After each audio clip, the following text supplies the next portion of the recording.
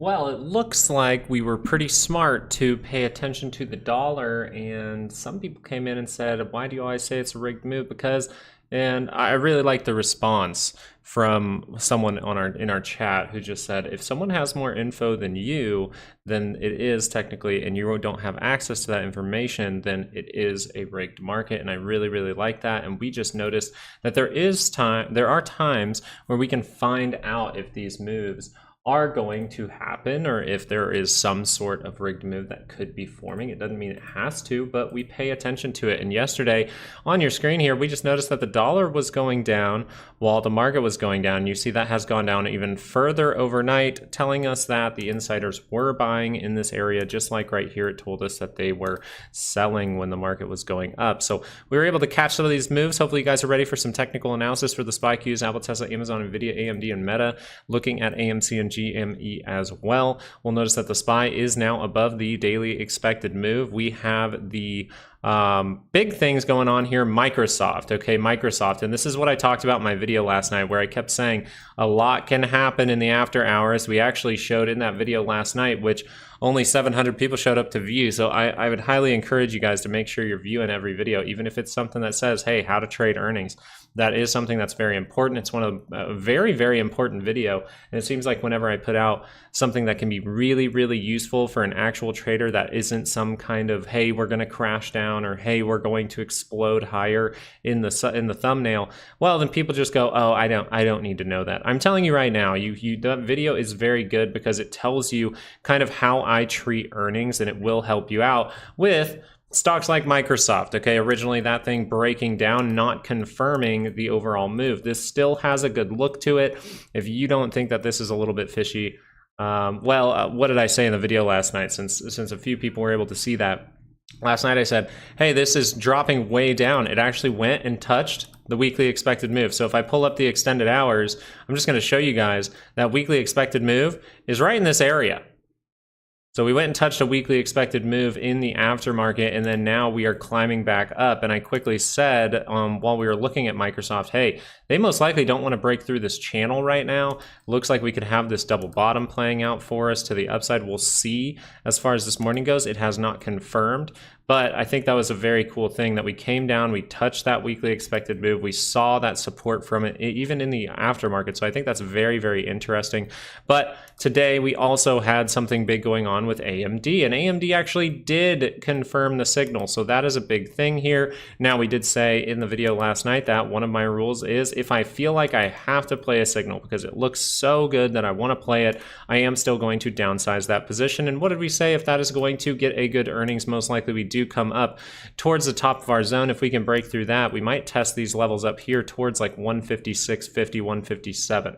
So let's look for that going on today, and that's really helping out stocks like NVIDIA, and NVIDIA is up to 111. It is up 7.76%. You guys know that this is the trade that I took based on what AMD was looking like, based on what the SPY was looking like, based on the Qs, based on the VIX. And I said if Microsoft's going to break down, well, they're most likely going to need NVIDIA to pick up the slack. NVIDIA was also down by a weekly expected move. So everything about this trade was pretty good. Now, it's not necessarily my regular setup. I just saw it as a good opportunity. This isn't normally what I would take, but I just saw it as an opportunity for myself because the risk to reward was there.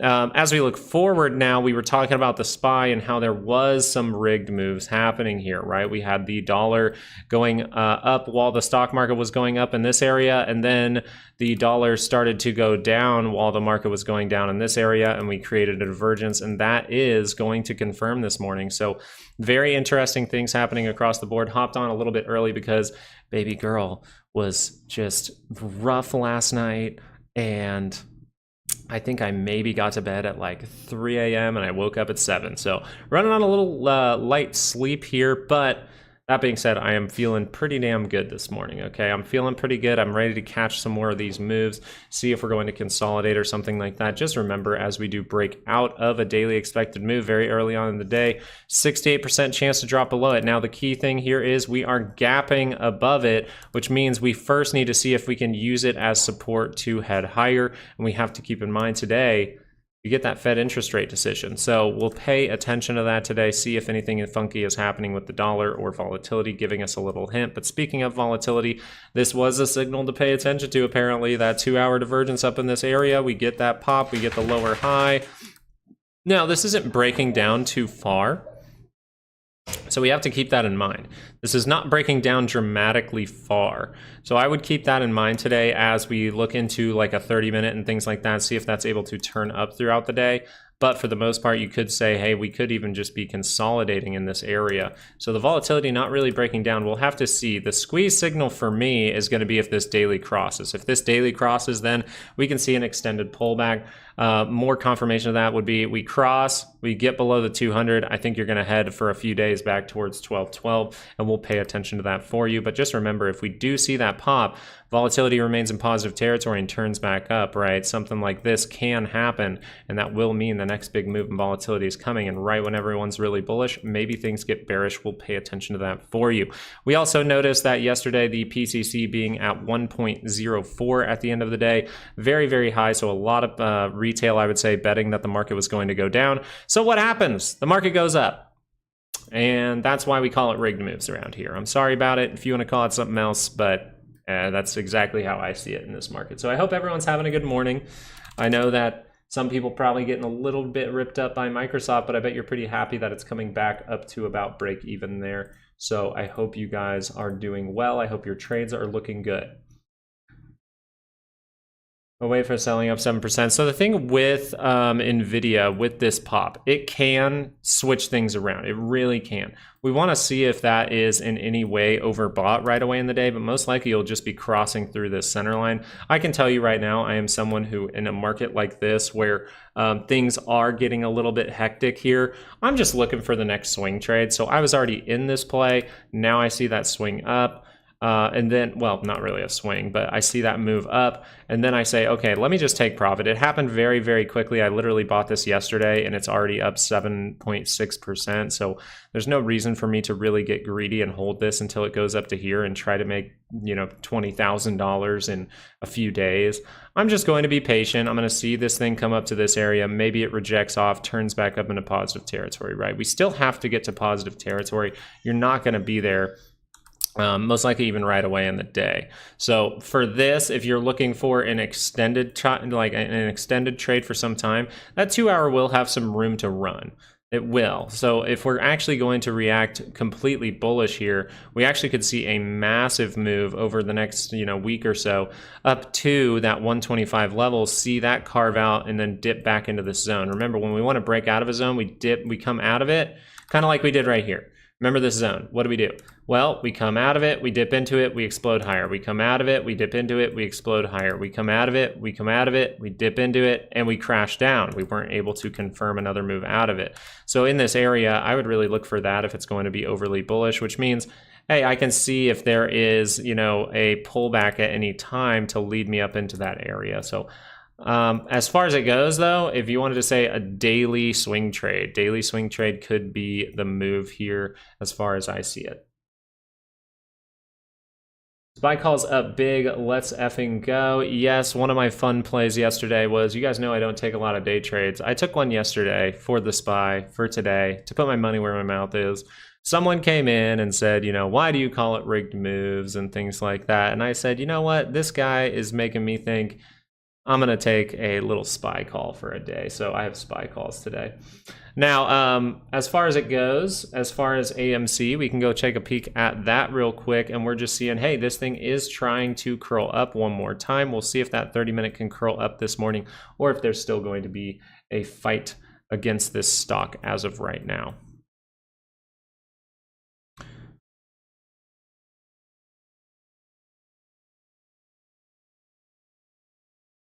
And SPY calls, they made sense to sell those right in this area here.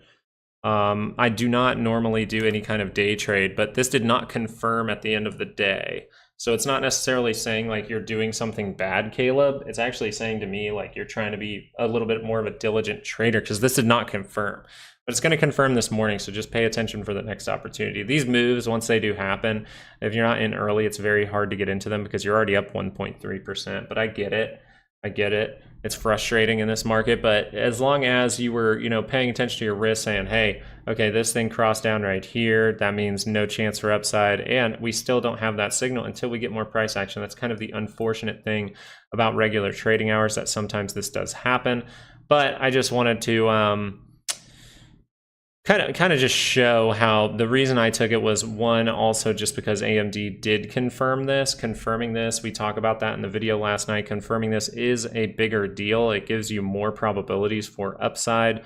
And then I was thinking, hey, NVIDIA down by this weekly expected move most likely does have a chance to bounce. So the SPY going down towards that area at the same time as the Qs going down towards its daily expected move, creating the same signal, looked pretty good to me. And the 2-hour oversold in this area too. By the way, you do have 2-hour divergence in this. Don't think this actually can fully recover, weirdly enough.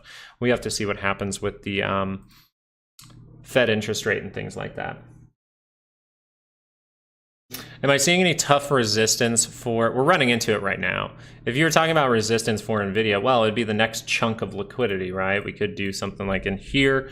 So what we really want to see from this move overall is, I don't think you really even want this 30-minute to turn back down, because this crossing is going to be solid, but if that turns back down, it'll still be negative. So you don't necessarily want to see that right away in the day. I think you want to more build up over time, get into this zone, and then you see your pullback. So I actually think NVIDIA has the chance to extend all the way up into here, unless the Fed interest rate decision does end up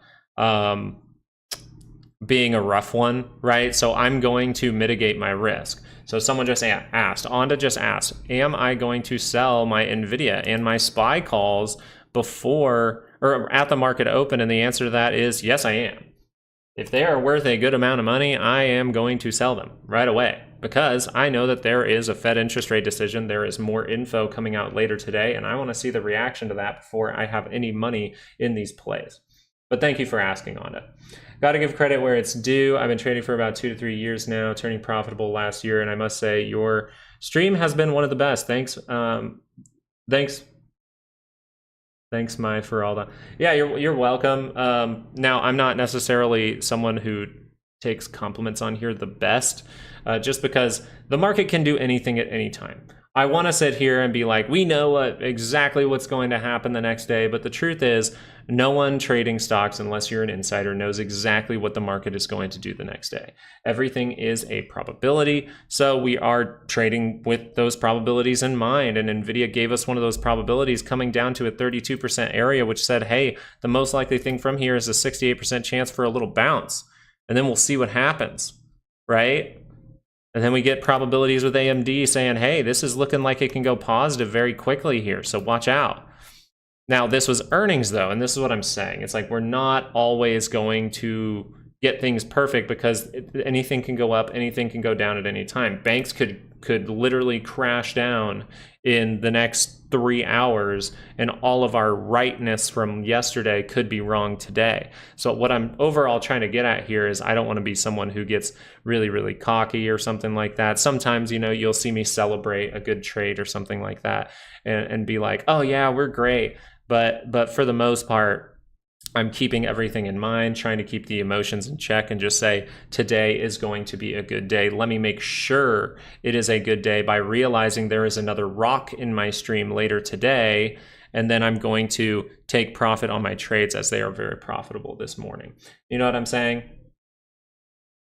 Because it's just like, why would I even mess with that rock? It's kind of like earnings. Why would I even mess with the Fed interest rate, with the speech and all that stuff, the press conference and all that? Why would I even mess with that if I'm up like 200% today on my option trade? Now, I still had a smaller position. You guys know that I took a smaller position today because there's a bunch of earnings. I'm following exactly what I said in my YouTube video last night. It is something that I actively do. I do not sit there and put $5,000, $10,000 behind a trade, any trade around earnings. Even if I'm trading something different, I'm downsizing that position just to make sure I'm playing things right. Doing things like that are what make you a good trader. Doing things like that make you not get hurt when something goes against you. Good morning, everyone. Let's have a coffee chug moment. How about that? Like and subscribe. Thank you guys for coming in very early. We're on early this morning, just a little bit early, coming in at 8:05-ish. Just because, baby girl, man, She was yelling at us last night, and I was trying, it was not working. So thank you guys for showing up this morning. I'm going to chug some coffee so I can be awake for you guys. And we are going to be doing it again. We're going to be doing another closing stream today. All right, closing stream again today. So we will be hopping off here in about 2 hours, and then we'll be back on for that closing stream. So make sure to have, your notifications on, make sure you're subscribed. And Mindset Mastery, yeah, I kind of figured that's more so what you meant. That's kind of what, whether right or wrong the analysis are in the money. Yeah, I appreciate that, and that's actually the compliment I think I like more. The fact that we're able to see what moves are happening, or at least what probabilities we can find, and then that helps you be able to learn how to use these type of signals, how to use those things, and that course is down in the description. Both of them are 90% off. You can get the swing trading one, but if you want to catch moves like this one, it's going to be the $100 course down there, how to trade in any market. It is going to be the overall technical analysis course, the one that I see as all the things you need to know in order to trade in any kind of market.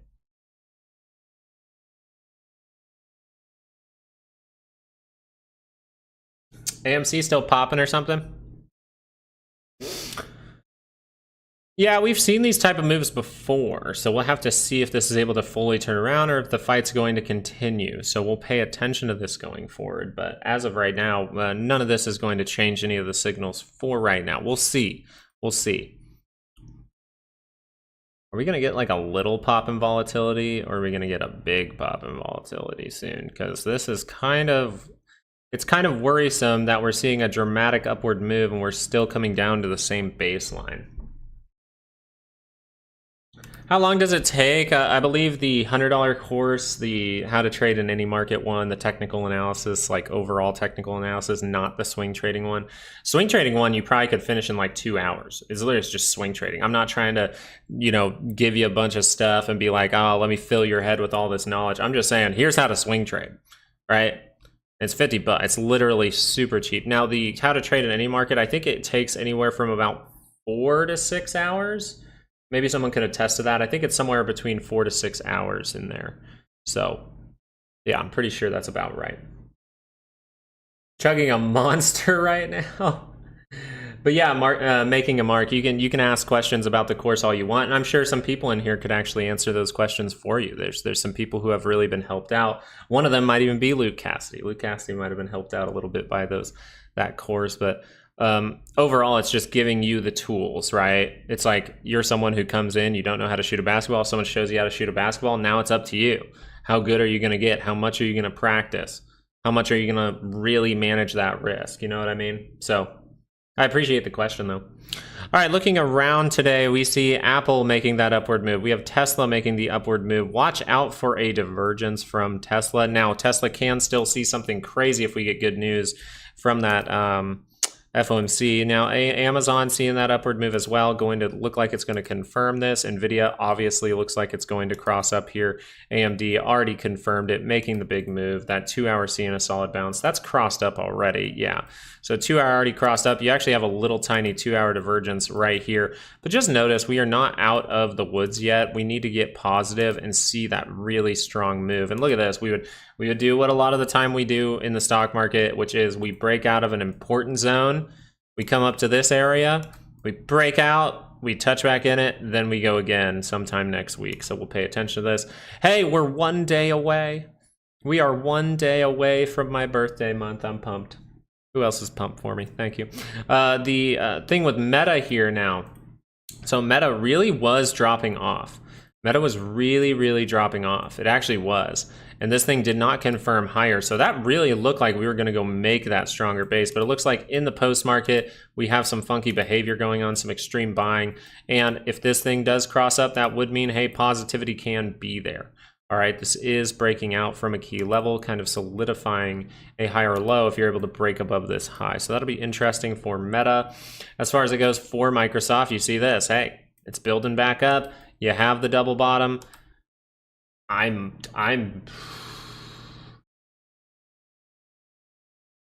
keep swing trading course today. I'll buy the swing trading course today. Hey, Fardis, I hope you enjoy it. Please let me know how it goes for you. I'm interested in this because this move has not confirmed yet. I'm interested in selling all my other options and just taking this one for a brief moment, seeing if it gets a pop, but I don't know. I don't want to overtrade. Dollar's still heading down. As you can see, I'm looking if this daily can cross down. Now, I have created the channel. It looks like to me we are in some kind of channel, some kind of flagging here. So overall, what I think could be happening here is maybe we do see that move down, we get a little bit of a squeeze, and then we see that thing turn back around. Just a quick touch, and then we turn around. So I'm gonna really pay attention to the earnings that are coming out later this week. Because if this dollar keeps heading down, and then that turns back around, you might have a little divergence here that could send you into positive territory. So I'm gonna be paying attention to this, but it looks like to me we're in a big, big flag, or just some kind of sideways channel at this point. So it depends on where you're at making a mark. If you're someone who is completely new, both courses are going to be good for you. Swing trading will be a tiny bit easier and will really give you just like the super basic groundwork, MACD, RSI, moving averages. But if you really want to, if you're someone who can learn quickly and you're someone who has traded in markets, used a MACD, used an RSI, I'm going to teach you a little bit more about the MACD and RSI. One of the people who have taken it, or at least not one, many of the people who have taken it, one of their favorite areas is just the MACD and RSI areas of the course, because we talk a lot about this center line, and I don't think a lot of people talk about that as much. Like, at least the courses that I've ever taken in my life, I've never heard someone talk about this center line so much, and I ended up talking about it. So if you're brand new, I would suggest it's cheaper. It's $50. Give the swing trading a try. But if you're someone who can learn quickly, I guarantee you making a mark. If you're understanding some of the things that you are hearing throughout these live videos, if you're understanding, I would say even like 50% of it, then I would say you probably are ready to take that course. It is very beginner friendly. Still, it's just going to be a lot of info to take in. So if you are new, I suggest like take it, write notes, look at charts, take it again over the weekend, right? That's what I think. Good morning, Spicy Avocado. I'm glad you changed your name. Just being genuine there, because that was throwing me for a loop every day, man. Avocado. So it's kind of up to you making a mark. Just know that both of them are relatively, I mean, depending on what you're at there, it is relatively cheap. It's 90% off. I actually had someone who was working for, I believe it was Wall Street or a hedge fund in New York, and he actually saw my channel and he looked at my course too, and he was just like, okay, these things that you're teaching are probably worth like $2,000. But I just kind of value it at $1,000, and it's 90% off right now for that course. So that was pretty cool. It was fun to talk to that guy. We're seeing the dollar continue to drop here. SPY is opening up a little bit higher there. So we are not even going to look at it. We are going to sell. That's what I am doing. Not we. All right, awesome.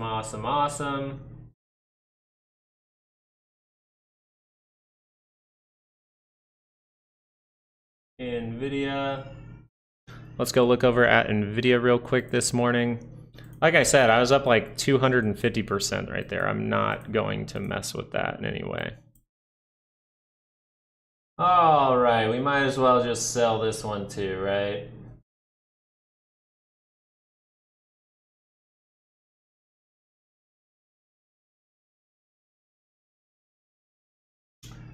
Sweet. Jesus. What are you selling? I am selling both. If I make money that quick, then I'm selling both. Right now, my NVIDIA contract was up 145%. So that is enough for me in that trade. And I know that there's some stuff happening later on today I don't want to be a part of. And then for the SPY, this one here was up like 260% or something like that. So I'm already out of that one as well. Now my risk, see how this is great now. So my risk going into the rest of this first hour, the rest of this first retail hour, and my risk going into a big announcement this afternoon with the Fed interest rate decision is over. I'm good, right? That's all it is. I'm done. There you go. I made all my money. Overall, on average, with those positions, I made 200% across my 2 positions. So SPY, already out of that. I know there's a 68% chance to do that. Not messing with it. That was a fun little day play. I did it. Put my money where my mouth is. Do the people need to understand and master price action before picking up the $50 swing trade course and $100 trading indicator course? I mean, I wouldn't necessarily say you have to like master it. We're going to talk a little bit about price action, but for the most part in the courses, you're really just trying to get the best amount of learning in about your indicators, because there's a reason you're using indicators while trading, right? It's not necessarily like everyone who's trading is just not using indicators at all. There's a reason you're using them. You want them to help you. So what the course is going to teach you is the best way to figure out how to use them to help you. And how we teach you that is we teach you what these weekly expected moves are. We tell you how they're calculated. We show you an easy way to calculate your own moves for any stock that you're looking at in the course. We teach you that. We show you how to do that on Robinhood with my fun account. And we'll teach you how to trade around these, how to trade around these. Why was this a very probable trade, right? Why was NVIDIA a probable trade? Well, it's because you're at a weekly expected move here. Now you're going to learn more about that, but I wouldn't say you necessarily need to master price action. I would never even call myself a master of price action, especially on the shorter time frames. You can really see anything happen. But for the most part, you would just say, hey, go into it with a very open mind to just learning, and then say, okay, what do I need to know about this? Awesome, let me write that down. What do I need to know about this? Awesome, let me write that down. And I'll specifically tell you what I use to find 3 to 5 reasons to take a trade. We'll talk about position sizing. We'll talk about managing the trade, right? We'll talk about all of those things. So do you need to master price action? Not necessarily, but it doesn't mean once you take the course, hey, I'm ready to trade $20,000, right? It more means now I know the course, right? Now I know these things. Now I need to get good at these things over time. It's not once you take a course, you're immediately great at trading, right? It's once you know the course, now you know how to do it. Once someone shows you how to hit a golf ball with your driver, it doesn't mean you immediately can go hit it as hard as you can and immediately hit it straight and do all those things. It's more so you need to practice, and we kind of tell you in order to practice, use bigger time frames, right? Use some bigger time frames and just see if things are adding up. By taking the second course, the technicals course, if you have a good head on your shoulders, you can put together swing trading without even taking the swing trading course. I'm gonna tell you that right now. A $100 course, you can learn swing trading from it if you really pay attention to what's being said about the MACD by the center line. You see that curl up. You see it cross above these moving averages. What is the most probable thing? Maybe someone in the chat who's taken some of those courses can say, if I see a good strong bar like this and this crosses up, what is the most probable thing to happen if I get a green bar right here and this MACD crosses up and that RSI is above the center line? Based on if you only took the technicals course, the full technical analysis course. Well, the highest potential move to happen next is upside. And what would you want to target then, right? So this is where you can talk about the weekly expected moves as well. What would you want to target then at that point? Well, I know that there's going to be resistance right here, right? Because of that weekly expected move. The options market is who's really in control. The market maker's in control. The algorithms are in control. So why would you fight against the algorithms? I would just say, hey, that's a great move. Now I'm going to wait for my next one. Now, if you're trading on the daily scale, you can hold this for multiple time frames. Like, we get it, like it's a daily. So if you're swinging this, you can do it on the swing trade basis. See that curl down, you can just wait for this thing to curl back down. But we do have an opportunity to make a lower high here. So I would just pay attention to that. One thing to look at for now is the 2 hour able to cross up here. You want to see if that's really going to go positive, or if we're just going to see a move like this and see it all fail. So even if we made this structure, even if we went like this, did this, went like that, you would see this. But around this area here, you will be crossing down, which tells you something really bad can happen. It's not guaranteed to carve out that right shoulder, right? You can't see into the future. It's not guaranteed. So you want to be able to be like, hey, this is going to be really, really bad, but if it turns back around, I'm ready to react. Short Fridays, did you take any plays today? I gotta know. I gotta know. How'd PayPal do, by the way? Because PayPal went pretty good for me. Ooh, still looking good. Another day of sideways red for AMC. I really think this is still going to be the fight. I think this 2 hour is going to curl down, and then we'll see. But one thing that can happen is, what if this curls down, curls back up, kind of by the end of the week, actually? What if we do this, and then on Friday, just at the end, we kind of do this little curl up. We kind of curl down, curl back up. That would be something interesting. GameStop, I'm really liking this right now. It's going down towards a weekly expected move, by the way. It's going down towards a weekly expected move. PayPal, a little bit late to probably get into that, but we can see on the daily scale what's going to happen with PayPal first. We're going to go look at the daily scale. But from this area, you are down by a weekly expected move. You're not touching it. So you're at the opposite end of the spectrum. You're at this end of the spectrum where if you get a bounce, you could see this drop down like that. And then this will be the signal that I will be mentioning a ton for GME if it sets up. Just like we mentioned it right here with the double bottom, but that didn't play out. It never crossed. It rejected. So now you got to look for that weakness and momentum again. You notice we're far away from the center line. If you build up, hey, just like last time, you build up from this area, you curl down, bad things can happen. So DT, what I'm trying to get at here is I want these things to go up. I don't want these things to go down. I'm just looking at the signals. I see divergence. I see a 2 hour that can cross, so I'm paying close attention to that today. And MSTR through November. Okay, cool. Great morning. Can't get right. Looking good for PayPal. Let me peek at that again real quick just to see if that daily was able to cross with that strong move. It was. So this is saying there's going to be an extended move, but for now you want to say, okay, this is what I see in front of me. That is already getting towards overbought. So what am I really looking for here? We haven't even gotten the 30-minute pullback, but if that 30-minute can pull back and confirm the next move higher, hey, that's great. You have plenty of room on this MACD. If that can just cross up, that's where a swing trade will come in. So it's kind of like if you take the technical analysis course, the $100 course, the 90%, they're both 90% off, but the $100 course down there, hey, this can be very good for you. And also, I think I might have accidentally put something there, but it can be good and you can really put together swing trading. But if you're still struggling with how to swing trade, I'll give you the exact things in the swing trading course. Yeah, we all want it to run. And that's why we talk about it. But for the most part, we got to treat it like every other stock. Momentum is going to show you when the next move is coming. Whether that's a gap up and you see the daily cross up, or whether the 30-minute creates a divergence and that leads to things going higher. We will see those signals. It's physically impossible not to see those type of signals before the big move. Now you're just hoping that with AMC and GME, you kind of get a hint, a 30-minute crossing up or something like that. You want a little hint, because if this just gaps up to say $20 or $7 even, it's going to be hard to convince yourself like, hey, this thing has to go higher, right? So at that point, you'd more so want to see, is the daily crossing up? Is this actually worth it to get into? Am I risking an amount of money that can hurt me? All of those things start to come into play. Neo, let's go look at that real quick for you, Short Fridays. Neo seeing this great move up, getting a little bit of rejection here. So what we want to pay attention to here is you have the divergence down here at the lows. You see this.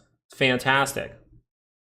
Fantastic. And we see that. And we see that. We see the divergences on the MACD and RSI at the same time. Boom. Good move. Carve out that higher low. And then boom, we gap up above the resistance. That's a great sign. But as you are overbought now, is this the best time to chase? Well, let's go look at the 2 hour real quick. I would say most likely, as this is negative, it's still a little bit risky in here. So I would really be waiting at least for like a 15-minute pullback, right? The 15-minute pulled back in here. If you wanted to manage your risk at some point, hey, that trade still played out. You should have made money in it, even if you were managing the trade based on the technical analysis course. We teach you how to manage your trade. And, ooh, maybe got faked out. Ooh, maybe got faked out. But you're always ending up in the right move at the end of the day. And boom, we head to the upside. So looks like Neo for now, We could be seeing some kind of 15-minute pullback over time. We'll see what happens. The daily scale has not curled up, but I want you to see how this right here is divergence. You see the low point of the MACD right here. You see that coming down a little bit. We see that going up. So if this daily is able to cross up, that would tell you, hey, there is some positivity to be had here. So if that 30-minute does not pull back and we just see that daily cross, that would be an opportunity to say, hey, over the next like month or so, we could see NEO at higher levels. Is it the best for an option play? A lot of the time when I swing trade, I'm not doing options if it's on a daily chart. I'm just saying, hey, it's a decent look to the chart at this moment. Maybe I can see a run up to that 200, and that would be plenty of a gain there. If I'm going to invest it, then I have plenty of a gain there, 30%. Microsoft with the earnings yesterday, I think that the major drop and the fact that the dollar dropped off very dramatically, it was dropping while the market was dropping yesterday, so we kind of had a hint of it. And then you see a terrible thing in the aftermarket with the earnings. But for the most part, as far as I saw it, they beat on two ends of the spectrum there. So they did beat a couple things. So that looked like good news to me, but it dramatically fell off. It hit a weekly expected move in the aftermarket, and then it goes up. So for me, based on how I see things, I think they did not want the market to tank down. I'm going to be genuine about what I think here, Jorge, or George, I don't know. But I think they did not want the market to crash down. I want you guys to really see how bad that would have been if this actually did cross down. On the weekly scale, we went all the way down to, what was it, 392, maybe 380. We went down to this level. So pretty much you went all the way down to here and you broke through the channel. Okay, let me get rid of this. This is kind of distracting. You broke through that channel. You've confirmed this on the weekly MACD. So this is something we need to talk about this weekend, but you've confirmed a lot of these things on the weekly MACD. You got to see if that can turn back around.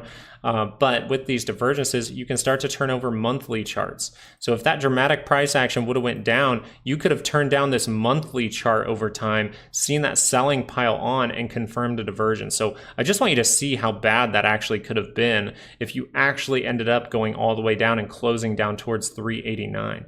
Really want to pay attention to that. But the 30-minute, remember, now this might have been, hey, rich people needed to get out of positions. You never know. As of right now, this has not turned up on this MACD. So this is why I'm not going to overtrade, try to guess with any of this. I'm just going to say, hey, if the signal shows itself, awesome, I can take a small play. I'm just going to react quickly and take profit quickly. But it could have gotten very ugly because Microsoft is such a heavy weight in the market that could have ripped everything lower. NVIDIA went up, is going up a little bit higher. I could have made more money there, but I don't care. I made plenty on that trade. You see how I'm just like, that was an amount of money I like to see. So pretty much off of $600, I was able to make, not total, like this isn't the total of what the options were worth in the contracts, but between the SPY and NVIDIA, I was able to make with $600 about $1,200 on top of that. So this morning I took profit for about $1,800. And if you subtract what I invested in, hey, that was about $1,600 or $600. Good morning, Lucas. What's your take on Siri? Okay, Siri for a manageable trade. A manageable trade. It depends on the time frame. So if you're looking at, say, a 2-hour to curl up or something like that, well, that hasn't really triggered yet. Okay, so it depends on the time frame that you're looking at. Now, if you're playing some kind of divergence, let's talk about that. If you're playing some kind of divergence and you see this type of look, you really want to see if like a 30-minute or an hourly is really able to turn up. It is. Now, this is deep, so it might go make that divergence, but it's always a good rule of thumb when you see this crazy downward move. It never crossed up on a 30-minute. You never really had to manage the trade here. Now it would say, hey, this is a sign, your first sign. This means maybe take some profit, leave some runners. That's overall how I see it. According to my MACD, we could go make that divergence, which could mean, hey, more money to be had, but we do have earnings around the corner. So if you were short on this, right now would be, I would say, a good time. If I had a weekly expected move, it might even be down to this area. So using weekly expected moves are great. I don't have those for Siri. or for Sirius XM. But for the time being, we would say, hey, this is telling you some kind of bounce. This could be really, really positive. So if I'm in any way shorting this, I need to treat this like, ooh, this could go positive no matter where it is. I want to do that because I want to have multiple things that convince me to take profit. I hope that is helpful. And Jorge, I hope that was helpful and easy to understand. I always want to double check and make sure things are easy to understand. Now, thoughts on the Qs for Tony here. We haven't really looked at the Qs too much. What you need to notice is we're coming back up into the point where we kind of struggled a few times. We're not able to break through just yet. So if we need to reload for a second, that would make some sense. If we need to reload dramatically for a second, that would make sense. Now, why would that make sense? Well, if we just kind of pull this across, right? Let's get rid of this line right here and really look at the structure of it. Well, if we need to go find buyers, we're not able to gap up and break through this, and we need to gain some buyers. Well, what if this is just a weird left head or some kind of grabbing of liquidity at lower levels and we see that carve out? That's something I'll be paying attention to here as well, because what that would do is the 30-minute would pull you back down into that daily expected move, and then you would see this kind of look funky for a second and then cross up and confirm that again with a higher low. That's kind of what I'm looking for from the Qs, but you know, we get more stuff to come out this morning. Short Fridays, what were you looking at? It was also MSTR, but we'll look at that in a moment. Morning, Hustler. Where is Hustler? There he is. Good morning. Hi, I'm Adam. I love the fact that you come in and say, hi, I'm Adam. It reminds me of, you guys ever watch those kids? What channel always said like, hi, I'm Paul? And it's like a monkey.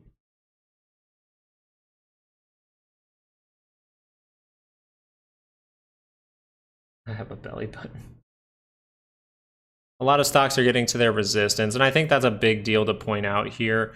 You've broken through the resistance. You notice you've broken through that for the SPY, so we can use that as support to head higher. The Qs haven't done that yet, really. You broke through, but all you did was maybe take out stops and then head lower. So we'll see what happens with this. As of right now, though, the 30-minute curling up, the only thing about this is you're already getting towards overbought. I'd really like it to at least reload for a moment. Fell asleep in the middle of your stream. Wow, so you're saying I'm boring. Nickelodeon, yeah, it is Nickelodeon. Hey, Jeremy, how you doing this morning? I hope you're doing well. Marina, welcome, welcome, welcome. I hope you guys were able to see some good stuff in yesterday's stream and yesterday's video.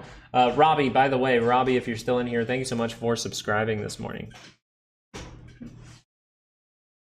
Oh my God, I didn't hear you. That scared the crap out of me. Thank you.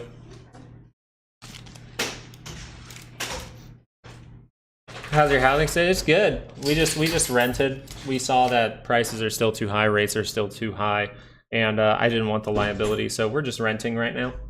But I like it. I like it a lot. I get my, you know, our old living situation, because we moved here from Georgia, was very, very small, so we were due for an upgrade after a couple of months there, and we found something good that accepted pit bulls and husky German shepherds, because that's what I have. I have a pit bull and a husky German shepherd, so very, very nice. Where now? Well, I'm currently in Kansas. I was trying to move down to Florida, actually, and then we got pregnant. And I think that the Wichita, it is some people would say boring city, but for the most part, it is a good city with good schools, with good people. Very, very nice people in Kansas. If you've ever been to Kansas, there are some very nice people. My wife is from Jersey. She's a New Yorker. She thinks it's still weird that people on the street will wave to her and say hi. She thinks it's strange. You live in KC? Let's go. My brother was there. He worked for, is it Cerner? My brother worked for Cerner for a while, but he moved down here as well. There's also family here. That's why we moved back as well. Now, presenting your channel to more people as a suggestion, if you know, not necessarily. If anything, I've actually seen my YouTube numbers go down. Florida's hot. I have always wanted to live that beach life a little bit. Nothing more that I enjoy than to crack a window on vacation and just listen to the ocean while I sleep. I'm from Hutch. Oh yeah, Hutch. I used to play soccer there every once in a while when I was a kid. Houston rocks. Yeah, my brother actually lives in Austin. My brother just moved to Austin. Yeah, I don't know what's going on. I mean, pretty much it's ever since Actually, ever since May 31st. The funny thing is I can point it out to the day, May 31st. I've had a couple of videos do well, but ever since we started pointing out like rigged behavior and how to catch it actually, and talking about, you know, the Donald Trump potentially, you know, us seeing a candidate have an assassination attempt before it even happened. That's something that me and my buddy talked about 6 months ago. That's something we talked about a month ago, and probably even just a week before it happened. I think we talked about it on this channel, and it ended up happening. I actually, that Friday, I was really worried over the weekend based on how the stock market looked. Yes, I look at the stock market to realize if something really bad is going to happen over the weekend, and we noticed that that actually did happen. But on that Friday before it happened, I had my car stockpiled full of water, I had my guns loaded, I had everything going. So I was prepared in case something bad really happened.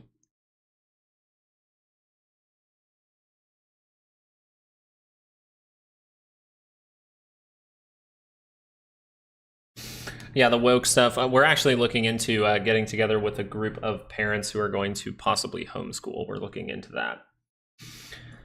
Even though we do have a good private school system here, we have some great private schools, but I'm just really worried how they're treating kids. I'm very, you know, cautious of my daughter at all times. The market knew beforehand that the what's it called? That the attack was going to happen. Well, the attack happened on, what was the date? It was the 13th, I believe. Was it the 13th? So the attack happened on the 13th, and do you remember the day that we were pointing out how the Q was going to make out up the lower high, and the SPY was going to go make a higher high and give you those divergences? Well, I want you to look at the date here. I believe it was right in here that we made those divergences. Notice we see one more move up and that crashes down. So this here was a warning sign for me. And I pointed that out a few times on the channel. I try not to talk about politics too much. You know, I go on my rants, but that's probably like once a week. I'm trying to do it less and less because I know everyone's different, and that's perfectly fine. You guys do what you want, but for the most part, this signal here told me something bad could happen. I notified my buddy because he and I are preppers pretty much. Like, he's my prepper buddy, and so we have kind of a thing going on where I keep him informed, and he has all the stuff. Like, someone knows about the rate. How is the VIX? Well, the TLT, weirdly enough, TLT should not move too much before the decision. A lot of the time, if they are making a move before the decision, it is the right thing to think that. To think like, oh, something is happening, but pretty much they're probably saying what they think is going to happen, which means they think those yields are going to come down, or they need to come down, or TLT traders are forcing them to come down. So at this moment, you would say, okay, normally though, before a big event, it just moves kind of sideways, and then you see a reaction if they're reacting to the data. So we'll pay attention to this, but this is more them saying like, we're pretty confident those yields need to come down now. Can you look at MU? Yes, we can. Let's go look at MU, and then we'll look at IWM, okay? Pitching Academy. Welcome back, Pitching Academy. I don't think I've seen you in a little bit, but we'll notice on MU, we do have this tapering going on here. So you kind of came down, and now you're holding with this overall tapering, and now you're seeing, okay, can we pop up? Well, I do have a flatness of the RSI. I do have almost a flatness of the MACD, so not the best signal here. So maybe this is going to need to reload, right? If it's not the best signal, you more so want to treat it like, okay, maybe this needs to reload. But since AMD did put out that earnings, NVIDIA is seeing a pop, and so Micron is seeing a pop here. Let's look into another time frame being the 2 hour, and this is where you're going to see the better signal. Right now, you're getting a confirmation of the 2 hour divergence. This can roll up daily charts. And look at that daily. It's been down for a long time, so a reaction from the 200 does make sense. Now, where would this most likely go to? I actually really, the first point I would pay attention to, I know I have a couple of lines way up here. I'd still pay attention to those, but for the most part, what I want to do is I want to take this gap in these lows right here, and I want to say this little box, I would even include the other gap as well. This box right here, if you can break through that, I think you got positivity. If you kind of see resistance at it, that could be a little bit more worrisome. Yeah, we can do SoFi as well. Actually, let me look at IWM first. I got to go in order a little bit. IWM, what we're noticing here is that daily might need a pullback, and the 30-minute is trying to cross up, right? It tried to cross up, but we may break to the downside. We just overall were displaying for IWM how you're getting tight in here, and this could all be some kind of consolidation to then break to the upside, but it could break to the downside. So what we're paying attention to now is this is negative. It's right at the center line, so you pretty much have a 50-50 flip right now, which, by the way, I think the coin initially got it right for Microsoft, right? So what we're paying attention to here is if that can curl down. If that can curl down again, you most likely do see that pull down. And what are you seeing? Well, some big stocks, if you want to talk about, some small caps that I like to pay attention to, well, we could look at AMC and GME. AMC showing you a reversal signal, GME breaking down to lower levels. So we're overall going to look at IWM and say, are we going to see small caps? Now, here's the thing. Small caps are going to react today. Okay, if we get news and that causes the yields to go up, that can really affect small caps and mid caps, right? So that can really affect the IWM, that can really affect the Russell. So if we get some bad stuff and those yields end up going higher, you actually can see this pull down, okay? But if this is actually going to be, say, good news for IWM, and we see those yields actually come down, that is actually a good sign for IWM. So as of right now, little tick up for the bulls as those bars are green and you're turning into positive territory, but that can change very quickly.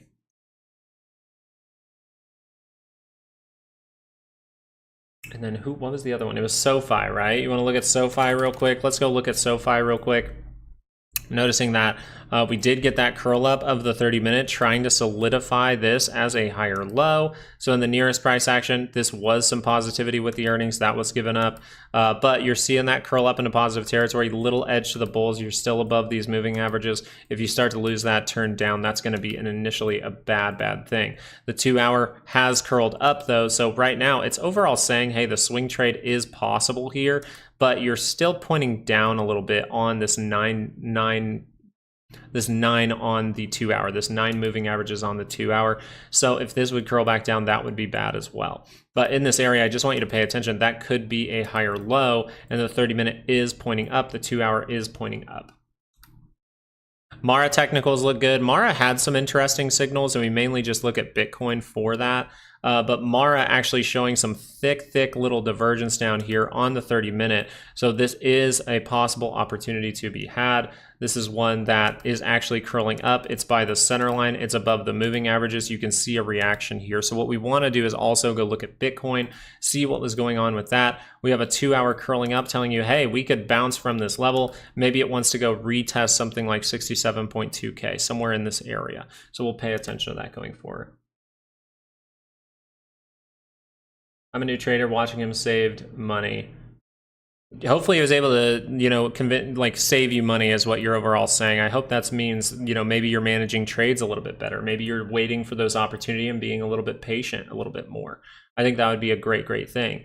Now we have to pay attention to something in here for Bitcoin, and that's the fact that the 2-hour is really deep. Now the last time the 2-hour was really deep, it's still something crazy happened, right? The swing trade really happened there, and then we saw the reversal signal. But now that's just the thing. In this move, you have a reversal signal. So if you carve this out as a higher low, okay, awesome. What we want to pay attention to is a strong move now. We don't necessarily want to see this keep trickling up and then just fall back down, right? Curling back down into negative territory to create a stronger base first. We could react all the way down to something like 63.6K. Hey, that's all right. Small gains are gains, right? Kind of like a goal is a goal.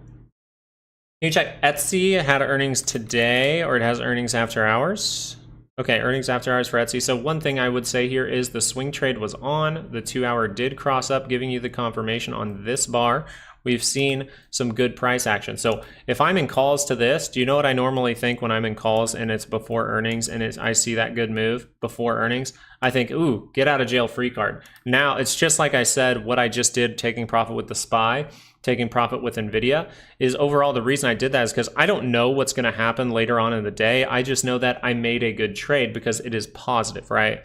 It is a plus. It is increasing my portfolio just that little bit, and all those little bits do add up. So for now, I would say, what if I want to manage my risk here by, breaking even, and leaving a couple of runners in case something crazy happens? That would be probably a cool thing to do. Or I could just say, hey, I made plenty of money in the move. Does that make sense, Diana? Because I don't know. This is a 50-50 flip. We talked about it a bunch in the video last night that not a lot of people watch because it's just a boring topic, I guess. It's about how to trade around earnings, not necessarily telling you exactly what's going to potentially happen the next day. It is telling you those things. It's just the title of the thumbnail there is just saying we're going to touch on in the beginning what kind of I think about during earnings time. Anytime a stock has earnings, what I think about. That's awesome, but I mean, it's not to say something good can't happen, but if the market ever gives you an opportunity to, say, in gambling, play with house money, why not? Why risk your own money when you could just say, hey, I'm going to break even here and then just leave 2, 3, 4, 5 contracts. I'm going to sell 10 contracts and leave 5 of them. And if something good happens, that's awesome, but if something bad happens, I don't have to feel terrible the next day. It was not a boring video. Onda, I'm glad you watched it. I'm glad you thought it was interesting because I think it really can help you out. I think it can help a lot of people out. Lilium. I don't think I've ever looked at this one, actually. I don't think so. No drawings or anything like that. So what you're most likely seeing here, because the 2 hours has been extended, you know the daily has turned down. So we have to see, is that going to turn up right now into positive territory? It really doesn't look like it as you're losing the 200. If you see more downside, you want to pay attention to maybe that double bottom down here before earnings, but that's just the thing. Earnings is still a 50-50 flip. As of right now, daily turning down, that means negativity is the most likely option. 2 hour is down, negativity is the most likely option. 30-minute though, let's see if there's any reversal signals. Right in this area, we do not see any reversal signals besides a MACD divergence right here, nothing on the RSI. So this is mostly saying, is this the best trade in the world? No. Can I get a small bounce from it? Yes, but I just got that small bounce. So I have to see if that's going to curl over and go deeper into negative territory. Dip or rip, I think the SPY at least goes and retests that daily expected move. I think we at least go retest that. I think the Qs are breaking through, so that is a great sign.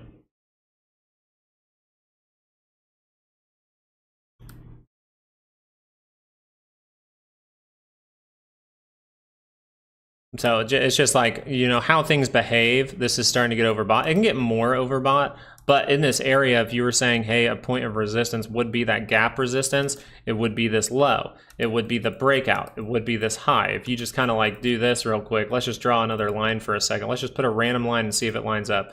Boom. Right there. That looks like the best resistance there. It's right when the gap resistance starts. It's right towards these lows that saw support. It's right towards this high that saw resistance. When we broke through that little high over here, we saw positivity, some strong positivity. So that is a level 549.63 is what I'd pay attention to, and then see if there's a pullback from that area. What we'd more so want to see here is if you break through that, that would be awesome. The 30-minute can get really overbought up towards this area. You can see something crazy now. We're in crazy territory, and then see that base out and start to turn up. That would be the best look, I would say, if we're going to see a really strong move.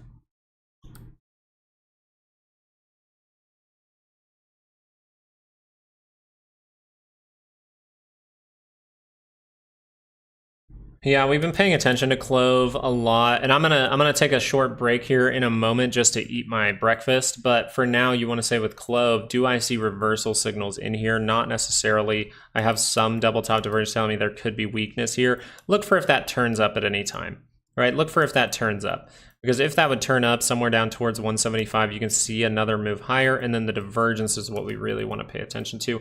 But as MACD is curling over, you would say this looks more like it's going to pull back, right? Because it's very, very positive. But as we look forward, something bad can happen because we probably have a 2-hour signal here, and you do. So if you curl over this 2-hour, different story, right? That is a weakness signal. That can send you into negative territory. You still want to pay attention if that curls up by that center line. But for the most part, you've curled up. You've seen the strong move. We had the cup, tiny little handle. We head higher. Awesome move. But I just want you to notice the 2-hour. I can see it on the 30-minute without even looking. Out of PayPal. Let's go. All right, guys, I'm going to leave you guys on the SPY just for a brief moment. I'm going to go eat my breakfast with the girls for about 5 minutes here, and then I will be right back, okay? So don't think I'm gone or anything like that. Make sure to like and stuff like that, but just join us back here in about 5 minutes, or you can sit here and hang out, watch the SPY for a little bit, and I'll be back in 5 minutes to eat my breakfast with the girls. All right, be right back.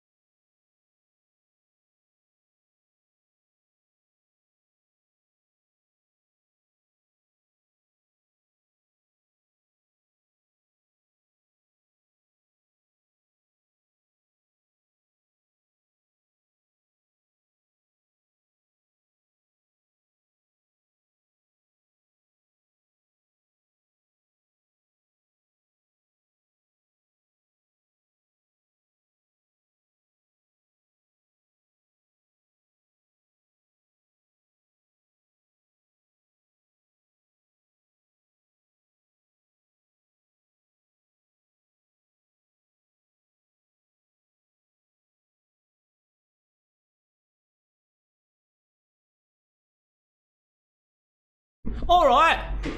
Ah, that went up again. Shit. Only I would have kept that option.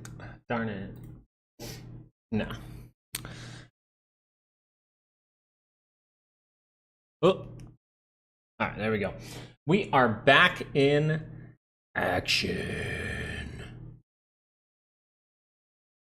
What do you think about Tesla right now? Well, chat. Okay, you're asking chat. You're not asking me. I won't even go look at it then. Just kidding. I'm gonna go look at it. Okay. 30-minute did cross up for Tesla, just so you are aware.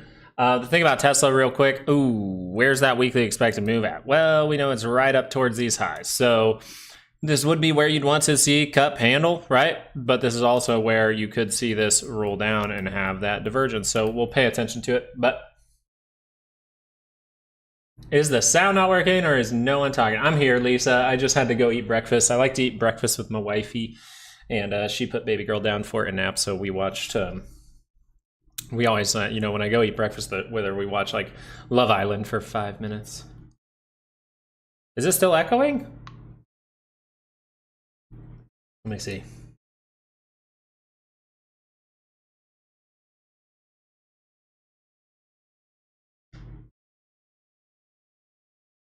Let me go check if this thing's echoing real quick.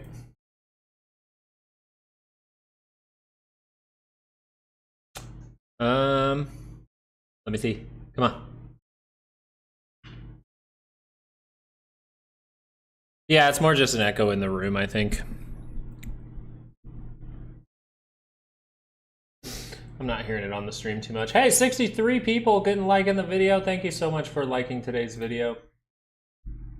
Alrighty, let me turn on some tunage, really get into it this morning. You know what I'm saying? You know what I'm saying? Solid day so far. We like it, we like it, we like it. Let's do this one.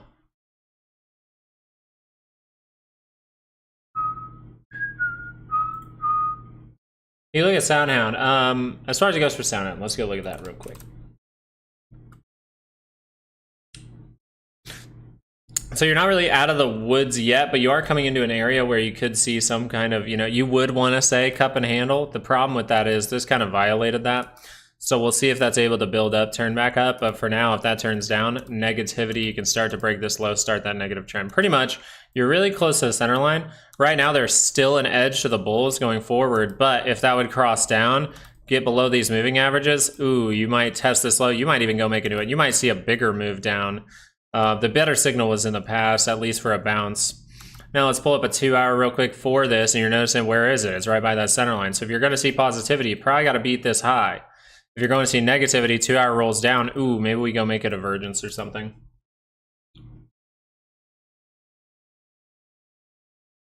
Thank you. I appreciate that, Wordy. Thank you for being here for a long time. I really appreciate it. It's because of people like you that this is able to happen. So very happy about it. And it's all because of you guys. I try to give credit where credit is due. Looking at Amazon real quick for you. Amazon's seeing a great curl up. It really is. This is overall saying, hey, rejection is in there. Remember that the 30-minute here has kind of almost so close to being what I would call some divergence there. But overall, you're just seeing 30-minute crossed up, said positive territory is there, and we're heading a little bit higher. So thank you so much, Wenji. I don't know how to say your name, but Wenji, thank you so much for subscribing. But for now, you want to see that the 30-minute is getting overbought. If we're going to do something great here, well, this would be a great level to get to. If we can get all the way to there, that'd be awesome. We get up towards this level. We see the left head. Maybe we react up, curl down, then react up with earnings. We'll see what happens. Earnings is always a 50-50 flip. If you want to learn how I see earnings, there's a video that was posted last night on YouTube. Completely free to watch it on YouTube. And you can see kind of how I treat earnings. I wanna get num num num num. Apple turned up on a 30-minute and just kept going. Let's see if we got some 2-hour signals in here. We have the 2-hour crossing up, seeing some positivity there. So same thing for Apple. You have a pretty obvious liquidity, some resistance right in here. So that's pretty obvious at this point. We can pull up weekly expected moves and do all that good stuff.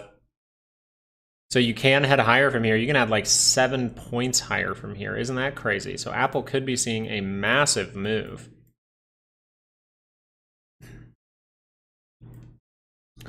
NVIDIA heading to the upside, another one that has kind of some obvious resistances in it, which would be the bundle of a lot of liquidity. If it's going to see some resistance, it could be in here. But I think if you're going to see the best reaction from this, you're actually going to explode higher. Then you base out and you turn back around. I think this look is what I'm looking for some bullishness.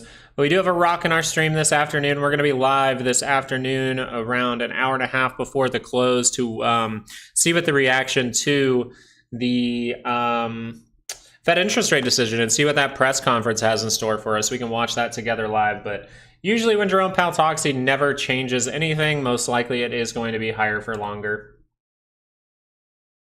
Oh, Mara. Mara's another one that actually has a good signal. It had a good signal. It's not really showing that good signal anymore. You're seeing a 30-minute divergence down here, all right? You can see it. It's very, very blatant. But that's starting to give up. So you haven't really gotten that strong bar that convinces you like, hey, I should take the play, right? You more so want to see that strong green bar. See if we can find one from the past. See this strong green bar right here? Boom, that's a strong one. You like that one. So you want to see that again. Maybe it fades out until earnings and we'll have to see what happens. Was this able to curl up a 2-hour? No, but you do have a 2-hour divergence as well. Very, very flat there and then up on the MACD. So this could be a big move coming. But the only problem is we have earnings around the corner, right? We have earnings. So that's going to be a sketchy one. 50-50 flip on the earnings. No mistake. Then I break my rules. Last time was the last time too. This level right here going to be fantastic. The bottom of our zone, if I just pull that across right there, would be a great reaction. Let's look at Palantir. Palantir getting that higher low, trying to curl up, trying to get through some resistance here, but good look if that can go positive. 2-hour. 2-hour trying to rotate up.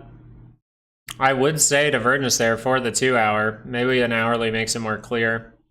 Hourly starting to turn up. You see the obvious divergence on the hourly. So Palantir saying, hey, I might make a move higher from here.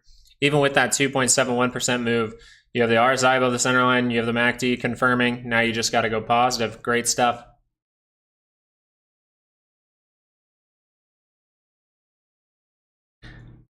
I think the Fed is always given too much credit. I think the Fed is overall a tool that big players in politics and in, say, finance do utilize in order to make money. I believe that the Fed is a way for the rich to get richer, and I don't think that the Fed is the best thing for the individual American.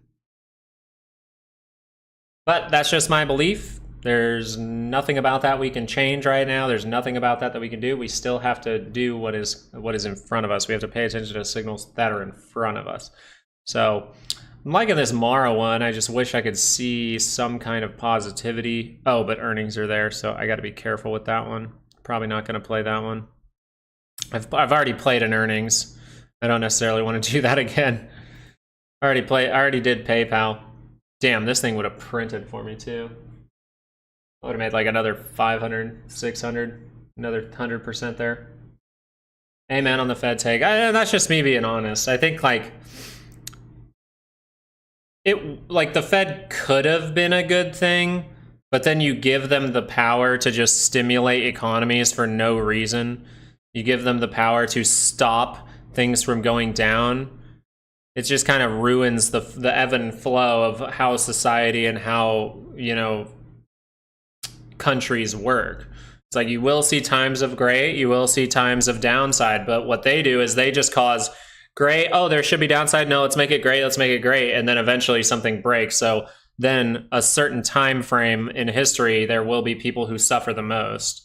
So I think that's why we see big crashes now, is because we don't allow the market to just ebb and flow how it should.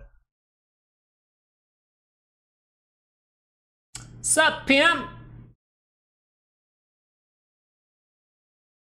But yeah, I'm pretty hypercritical of the Fed. I'm just like, I'm a free market. I'm like, just let markets market. Let supply and demand decide where stocks go. It'll make momentum a lot easier. You think 557?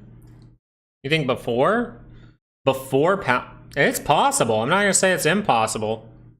You're not overbought yet on an hourly, but you're probably getting there on a 30-minute. 30-minute can remain overbought for a while. La, la, la, la, la, la, la, la, la, la, la, la.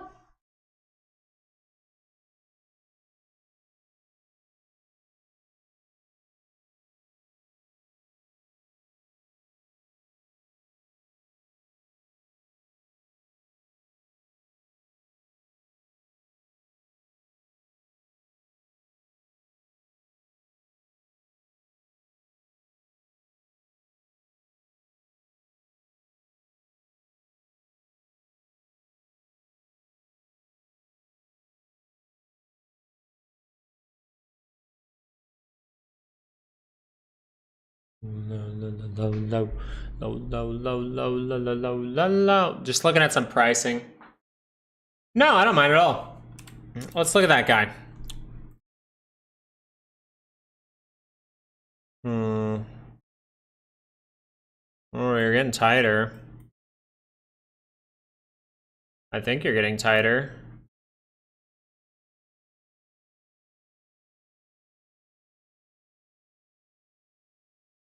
Okay, awesome.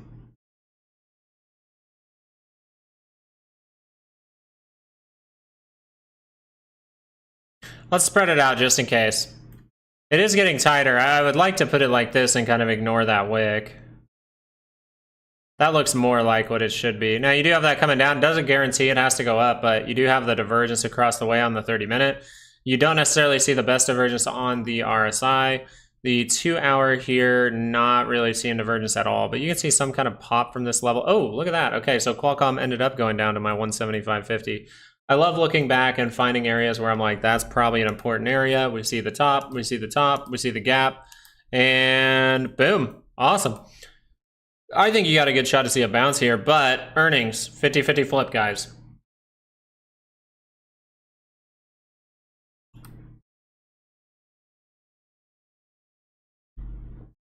Pausing EV tariffs.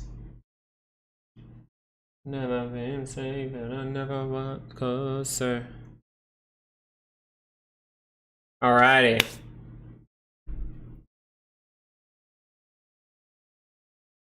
Pausing Chinese EV tariffs.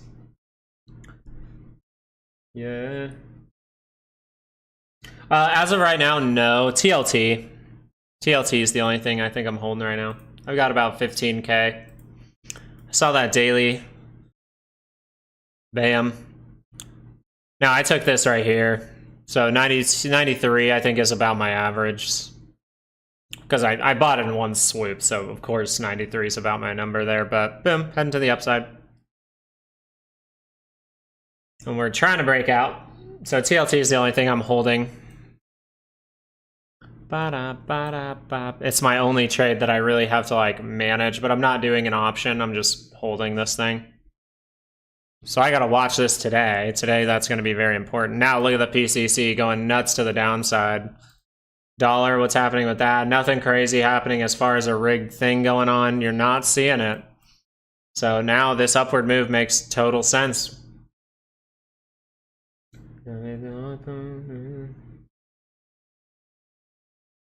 The creature from Jekyll Island. What kind of book? What kind of book are we talking here?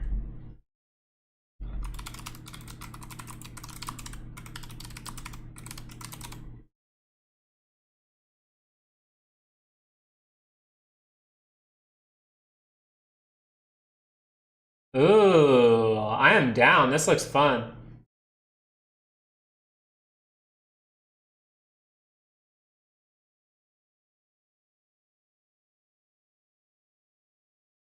Yo, I might buy this.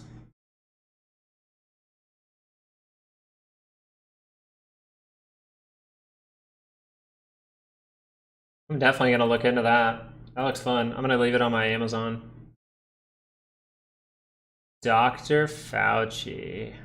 Apple 260 to 280 coming. Very possible. Very, very possible. For now, I more so want to pay attention to that 225.84. If you can gap up, break through that in some way, hey, 230 is possible. Just want you to be aware, 230 is possible this week. We have earnings. We have a lot of stuff going on. Let's see if the daily. This is one of the daily swing trade signals here. So this could be the next, move higher for the stock market. Dollar kind of proving that a little bit, saying, hey, maybe I go make a little divergence here, and then we see that start to take off right when we get to an all-time high. We'll see. Let's see what this guy did. Quote unquote friends, do you got plans?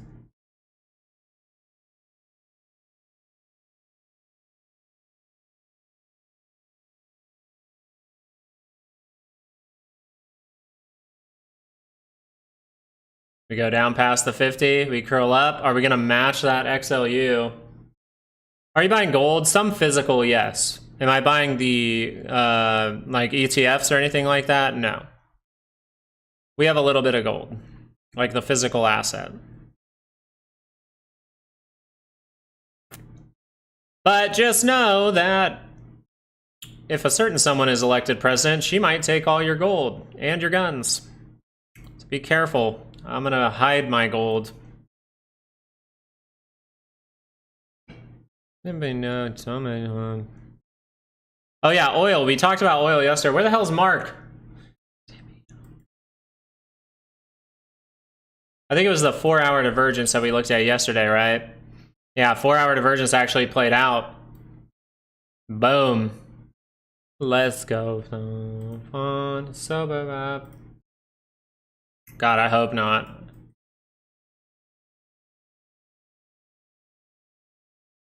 My wife is able to get dual citizenship in Italy. I need to start doing research.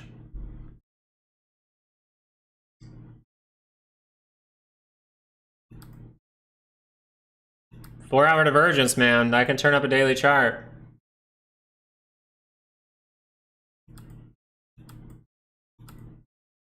Remember, you touch in these zones again, then you head higher. That'd be great. So today, bull trap or bear trap? Well, the bear trap's already done, right? We caught the rigged move in the dollar heading down while the market was heading down. Now the dollar headed dramatically down overnight to give us that big gap up. I was able to benefit from it, thankfully. Hopefully some other people found this a little bit helpful. I know that the trades are a little bit difficult setups, right? It was like kind of like, should I take this? Should I not? But for the most part, I would overall say this looks a little bit more like recovery, the way that the volatility is behaving. The way that volatility is behaving, we're breaking down. If this can really start to curl down on a daily chart, then I would say, yeah, this is going to be a pretty big move. We're not seeing the rigged behavior.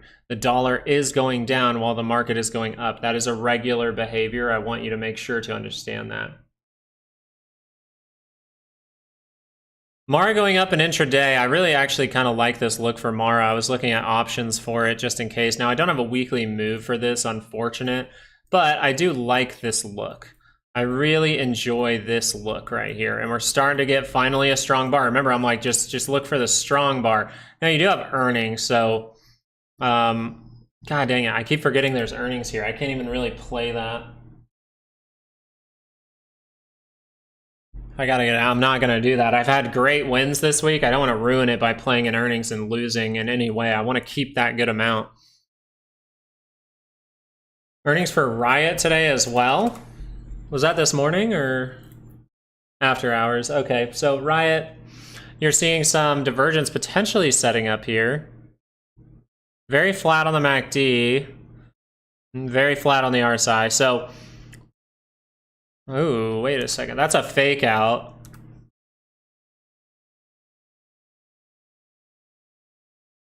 Get deeper in every weekend. I would more draw it like that and say we got the fake out move. Now we're heading back into the structure. That's how I would see it. And then you can turn up here, see if that 2-hour can turn up here. Boom, watch out for a lower high, right? Watch out for the lower high. That can get a lower high. If this does want to turn up. Right now, everything's still pointing down. So earnings, 50-50 flip. If you need help on the earnings in any way, if you want to see things how I see earnings, go on YouTube, go onto my channel right now and click on the last video. It literally has a big Microsoft sticker on the thumbnail. Check that out, and you'll hear exactly how I see earnings and how I would really treat earnings if I was even new.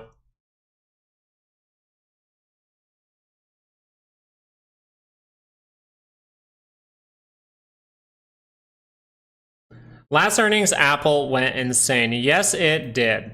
It really, really did.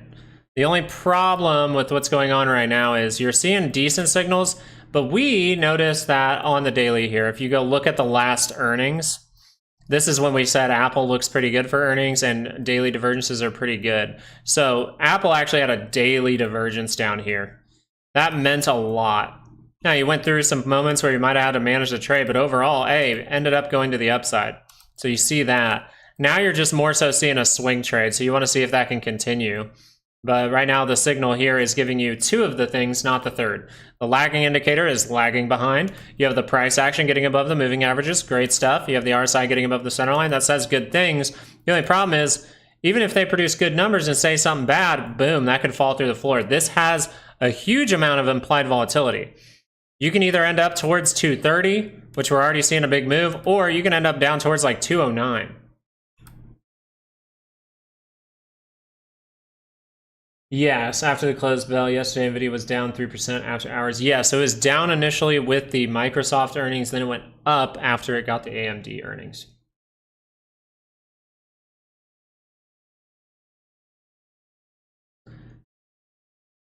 Oh, I like this song.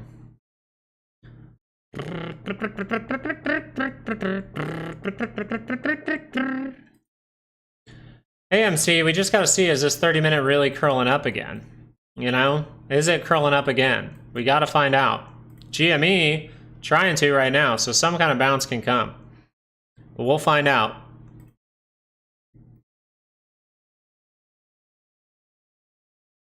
Is that right?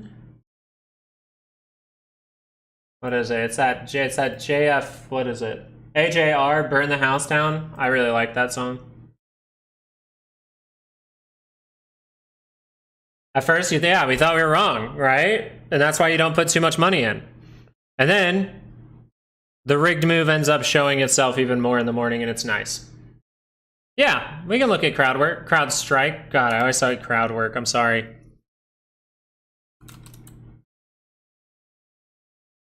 Yeah, that's kind of how I see it early bids. That's why I'm like ready to put an option play in. Oh, wait a second. 2-hour divergence?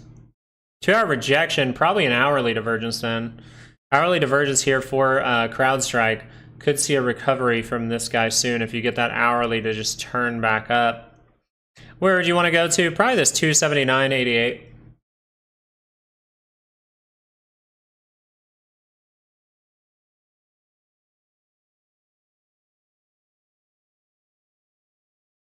Hopefully, Diana, for AMC, hopefully. Root. I don't know if we've looked at this one, but the hourly divergence for CrowdStrike is what I'd really be looking at. As far as Root goes, you're seeing divergence on the hourly. Now you want to look, I like the 30 minutes still to see that early signals, right? So kind of a double bottom here, led to a good run, that failed. So when that turned down, you got to be aware of that. That turned down, that's negative territory, bad things happen. But you can see in the near price action that we are making another point of divergence. We'll find out what's going to happen with that. Boom. We see boom all the way across. So we do have it on the RSI from this point to here, and then you kind of go flat. So you do have it. You just need that 30 minutes to catch a bid.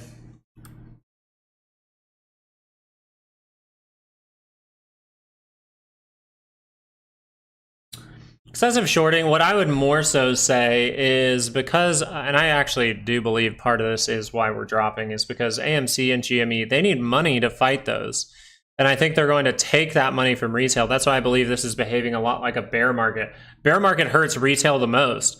So the fact that this dip down is acting like a bear market in some way is pretty interesting to me. It's only like a 5% move down, but the behavior is a lot different than a regular pullback, right? Hey, someone's smashing that like button. Thank you, thank you, thank you. I see a bunch of hearts. 3 weeks out, 200 puts, 2-hour divergence, Jay. really just pull up that 2-hour chart. I'll do it again real quick because we just went over it, but that's okay. So what you want to be aware of is this 30-minute is flagging, so a little bit cautious. I would really wait for, or sorry, hourly divergence. I would really wait for that to confirm. There's nothing hurtful about it. Volatility is still high. If that does cross up, it's gone down for a long time. You can see some kind of rebound. If we do like a daily chart, you'll see how deep that is right now. So it's going to need a rebound at some point, right? And where would that rebound go to? Well, a lot of the time I look for golden pocket, something like 335. But for now, you could just react up to the 200 towards that 295.85. Now, that doesn't mean this has to happen. You have earnings down the line a little bit. But if that happened before earnings, that would be fantastic. I'd really be looking for this hourly divergence to actually confirm, get above these moving averages. Then you got a good shot to head higher. If you're watching, leave a like. Thank you for saying that, early birds. Are they getting desperate? I don't know. I think they are, actually. We know they're starting to hurt. I think they're running out of money. And the thing is, the way you can know if they're getting desperate is this looks like the last push down. It really does. It looks like one of the last moves down. And the reason I'm saying that is just because the hourly here, you don't really want this to break below 22.34. It's kind of hard for it to do that because retail is holding a lot of the stock, unless retail is selling. That hasn't happened a lot. Retail always is holding at the highs, they're holding at the lows. So I'm not convinced. AMC is starting to turn up a little bit here. We're seeing some daily stuff that can start to cross up. If that daily crosses up, you notice we would get above that 200.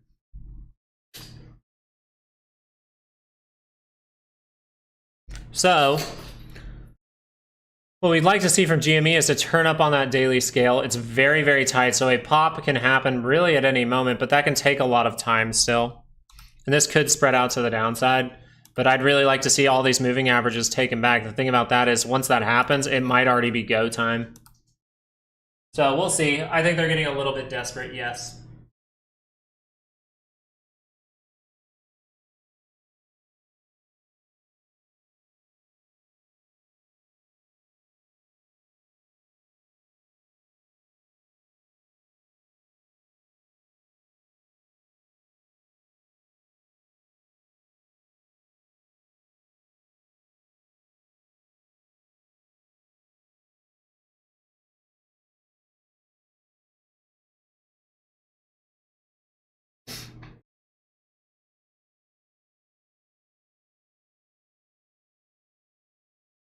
You woke up, you're like, I can't believe it's not down. Can you look at Meta? Yeah, we can look at Meta too.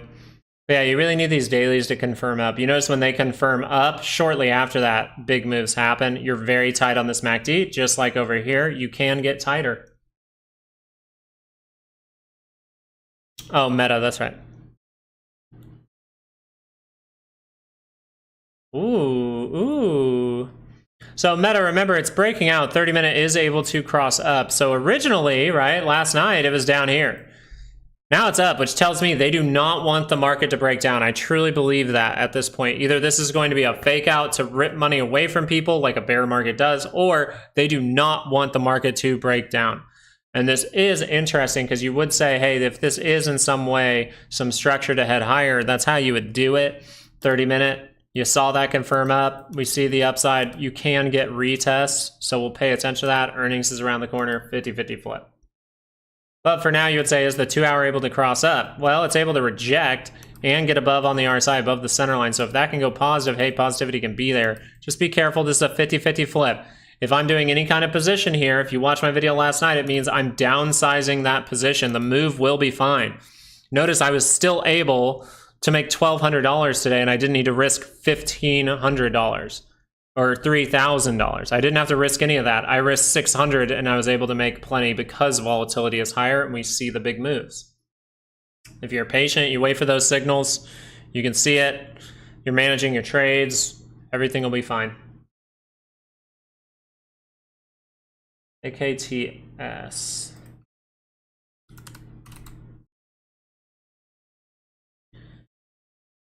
Ooh, I don't like this look. This looks like a daily bounce that could turn down. I don't necessarily like this look because most of the time the direction is chosen. So now you're seeing like a continuation, left head, right shoulder, seeing that get tight. So if anything, this is a continuation triangle, and we had to assume that that could turn down. So what you'd want to see in order to catch if that is going to turn down, well, you're kind of seeing that right now. If it's going to turn up, you at least need a 2 hour to go positive. Right, so just to kind of show you real quick. 2 hour turns up right here, positivity as we go positive. 2 hour turns up right here, we don't go positive, so what happens? Sideways. Here, if we can turn up, that would mean, hey, maybe there's some positivity left there. Let me look at an hourly because I want to see this.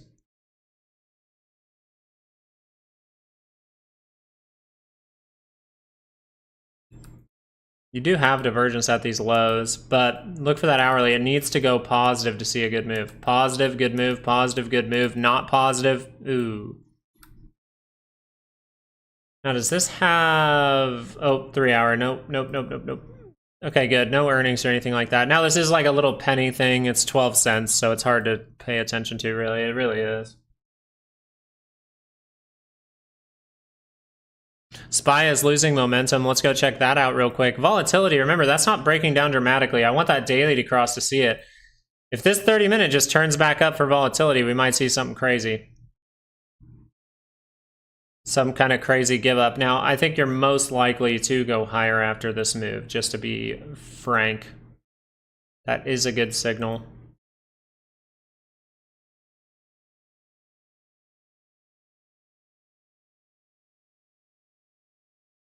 Ooh, IWM. Remember, there was a little bit of edge to the bulls. It was still green, even though that was a big red bar. See if that's able to break to the upside.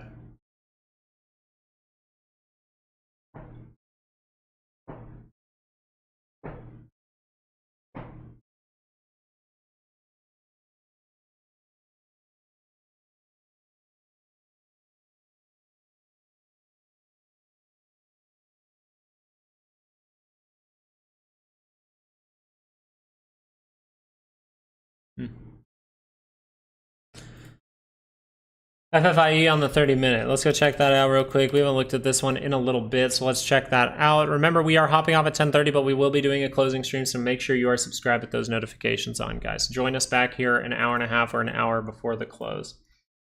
FFIE on the 30-minute crossed up right here. Positive territory was there. Did we have some good divergence? I would say we did, right? You see that move up? You see how we're really, really low on this MACD, kind of flat, kind of flat, kind of flat? Well, you have both at the same time, so good reaction there. Did it curl up a 2 hour? Yes, it did. Very, very deep into negative territory, so pay attention to that. But as it is deep into negative territory, you just want to see if like a 30-minute can roll back down, right? If this 30-minute rolls back down, that won't be the best thing. You're overbought, but good sign going forward. Daily scale, look at that thing. If that thing curls up, you can see positivity.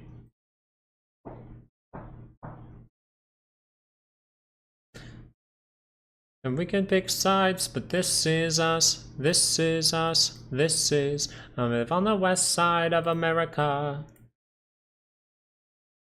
You found some riot info?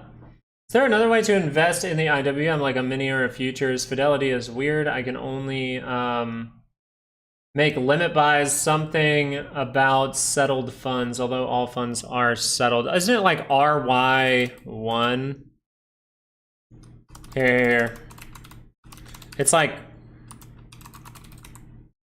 yeah, RTY, that one's it. E-mini in futures, if you can trade anything like that. RS1, that's it. RS1 is the one that I've looked at. So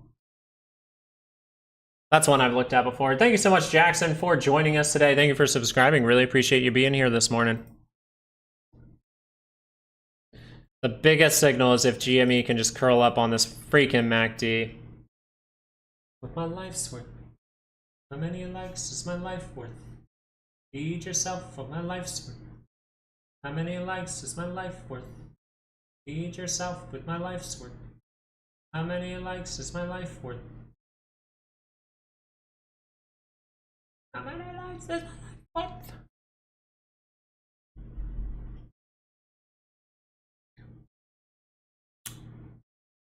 Or it's RSY, I think. No, it's RTY. I think I was, yeah.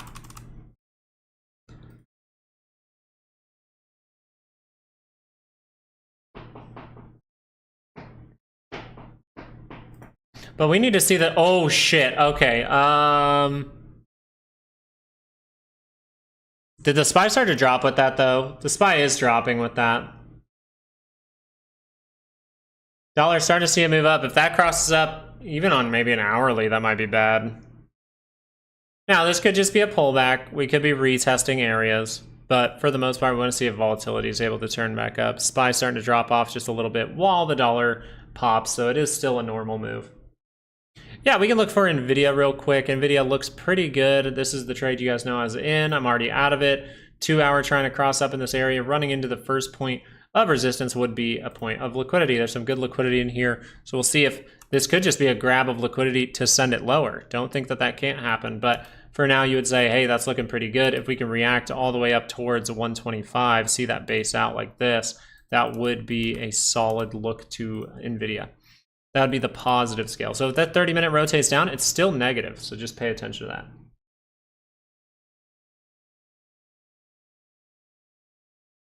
I do like that song Stay by Justin Bieber. Just saying.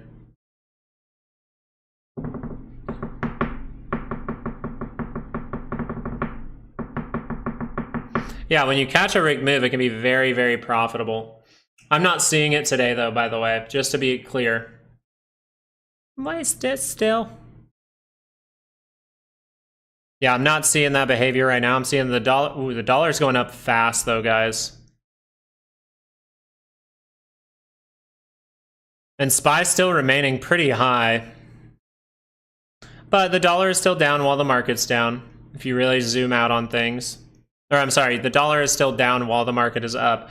But you're starting to see that dollar go up, and you're not really seeing a ton of resistance from the SPY, so just be cautious for a moment. Okay, so when the dollar goes up, that you have to think of it this way. When you sell a stock, if you bought a stock, you're using cash to buy the stock. So since cash is an asset as well, you are getting rid of cash. Therefore, your cash value goes down. Your stock, then the stock that you buy, your amount of stock goes up.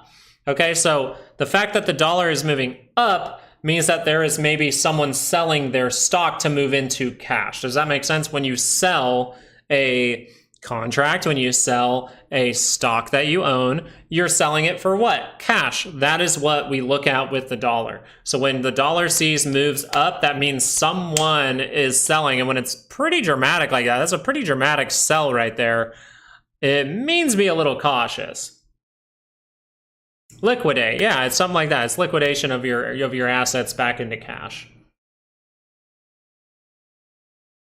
Yeah, so that is the correct correlation, Kunik, is if the dollar goes up, you have it right. If the correct correlation here is if the dollar goes up, then that means people are selling stocks to move into cash. So if they're selling stocks, then the stock should go down.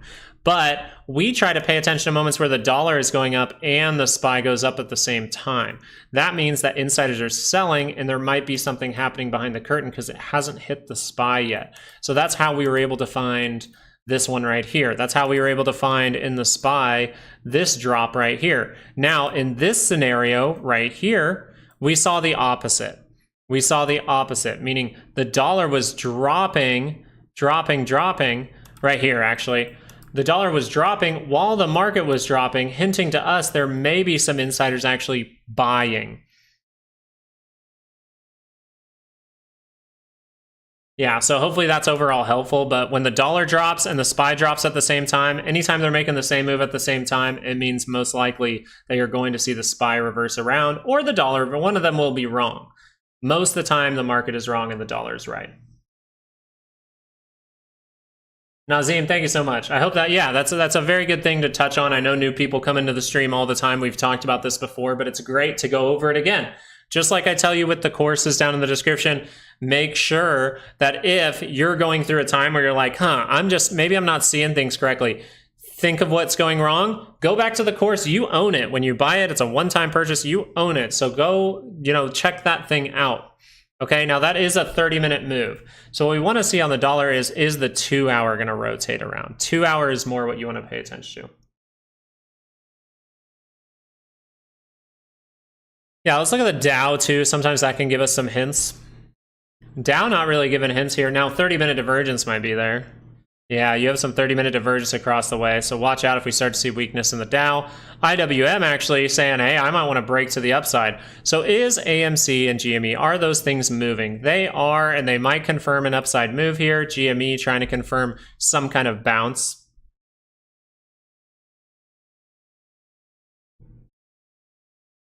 Yeah, we can look at SMCI real quick. I'm guessing that all as well has seen a decent move. That does have divergence, so you can see that 2-hour turn this thing around. So at this moment, it would still say, hey, I have a divergence on the 2-hour as well. So right now, SMCI is still saying there's more positivity to be had. But we just want to pay close attention. We have another rock in our stream this afternoon. We have more rocks in our stream with earnings. And then we have more and more and more rocks in the stream with more data. But earnings coming up soon for SMCI. We'll see what happens before then. Chances of a real rate hike? No. No. You will not get a rate hike. They will leave it flat. If they... So what was the scenario? It's... If they raise rates, then you have the potential for a lot of bank failures. So they're not going to do that. They, for the most part, really get it through your head. The Fed does not work for the people. The Fed works for banks and rich people. So the Fed is going to do what's best for banks at all times. And in this scenario, they're getting caught up. They don't, most of the time it's like a stupidity thing. Not to say they're stupid, they're probably smarter than me, but I'm just saying that most of the time when things break in our system, it's because we're ignorant. We're being stupid. We're not realizing what we're doing. So when we pump all that money into the system, it'd be pretty malicious if they knew that it was going to happen. But for the most part, you would say they work for banks. If they raise rates, banks are going to fail quickly. So they're not going to do that. They're going to hold higher for longer and hope and pray that banks don't fail. But we know, based on history, that the longer they hold rates, it's just a matter of time. So we have to play the market and wait for that matter of time to play out. But we're seeing some bank failures over the last, I would say, year or so. So I just pay attention to bank failures and unemployment. And guess what? We get unemployment on Friday. Then the other scenario is if they cut rates too early, then we could go into hyperinflation. If they cut rates, we get hyperinflation, then they have to definitely hike those rates dramatically to get that back under control, and then you'll see bank failures for sure. So they're literally in the worst scenario you can be in, where either path you take is awful. So they have to sit there, they have to hold the rates steady, and they have to say, oh, we never saw this coming. The banks failed. Okay, we'll bail them out. That's what's happened every time. So unless something changes, that's not going to change.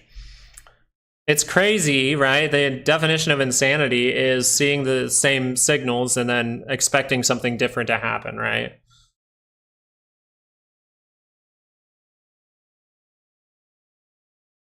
It depends. The initial cutting of rates, uninversion, if you will, uninversion can happen. When that uninversion happens, it can take up to 6 to 18 months for that to truly play out. So you could see this thing squeeze for another like year and a half once that does uninvert. But I would say the more time we spend going in the upward direction, the less time it takes for that to fall. So I think we have potential for things to just unravel, and most likely, when the way that we're doing it, holding higher for longer, most likely what will happen is something really bad will happen, then they'll cut the rates and we'll see uninversion. That's kind of how I see it. Squeeze to zero. One guy said that banks were no longer getting some kind of loan since March, and banks are pulling liquidity from the market to pay off previous loans. Yeah. So they are 500, I think, as far as we know, I think it's $500 billion that is just, they can't pay back. So you're going to probably see that be taken out of the market. Yes. That could be what you're seeing now. But it most likely has to go lower than that. But you saw, it was last night, Microsoft. Think how much money that rich people probably made off of Microsoft. Microsoft, by the way, let's do this real quick. I'll show you guys. When you go to the extended trading hours, Microsoft went down dramatically. That is a 7% move down. And I think like if I go into a 5-minute, that happened within 5 minutes. In 5 minutes, Microsoft lost, I think it was somewhere around 100 to 250 billion dollars worth of market cap. So you really don't think that someone was benefiting from that in some way, and then they just make the stock go higher again? And then what if they send it lower, buy the stock again, send it higher, make money on the downside, make money on the upside, right? That's the shit that we're dealing with these days because of the system we're in. I do not like a debt-based system, but that's the system we're in. Debt is the real money.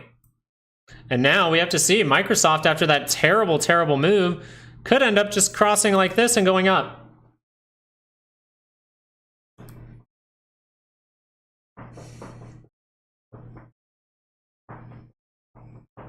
I exited my position because I like to make money. Right? It in no way dictates if I think the stock will go higher. I thought the stock would go higher, but just in case there's something going on, I want to make sure to be profitable in the trade. I woke up today, $600. I did the downward position, right? I did the downsized position because it was around earnings. Even if I'm trading a different stock that doesn't have earnings, I still know it's going to be affected by AMD. So I'm using a smaller amount. I was able to turn $600 into $1,800 in a matter of, say, hours. If you look at regular trading hours, in a matter of hours. So am I going to be greedy and say, oh, I want this $600 to turn into $6,000? No, I'm going to take my profit, take it as a win, have a nice week. You know what I mean? I'm not selling anything because I think it needs to go down right now. I'm just saying this is a great move, so I'm going to benefit from it. I'm saying this is a great move, so I'm going to benefit from it. Yeah, I could have made probably another $1,000 at this point, but not trying to make $1 million. I'm not trying to do that. Like, what? I'd rather just take the first sure money. It's kind of like the whole. Would you rather take $10,000 now, or have the potential to 100% chance to make $10,000 now, 100% chance? Or would you rather have a 50-50 chance of taking $20,000 in, say, 2 days? Well, I'm going to take the first sure money every time.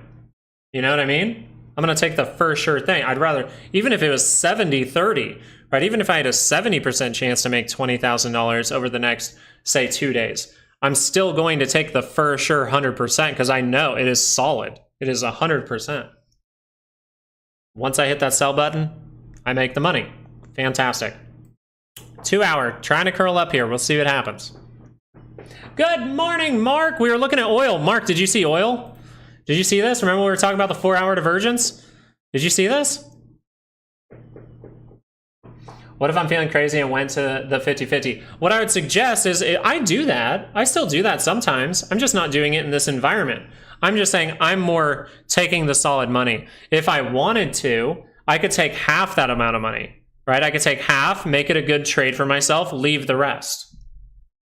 I'm Mark too. We got a lot of Marks in here now. I love it. My godfather's name is Mark. Not even long dated calls. Not on this one. I had about a 2 week out play for NVIDIA. I think it was 2 weeks.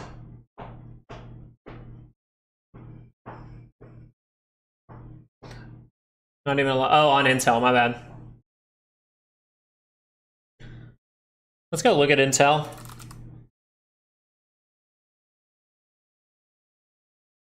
Ooh, daily? Ooh, daily turns up, I like it. But earnings, man. Dude, earnings just is... yuck.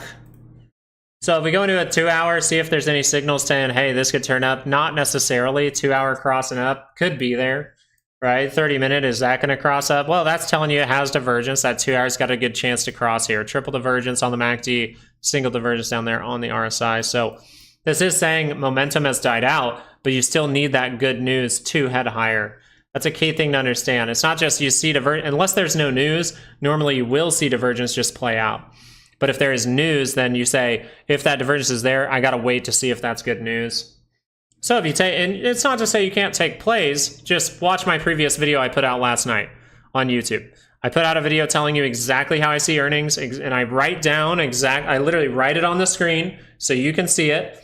And I say, this is how I treat earnings. Yeah, Loxley, I hope this was helpful in some way. I really do. Yeah, I know, early bids, my bad. I called you early birds all morning. So now we just got to keep our eye on the dollar and the SPY at the same time.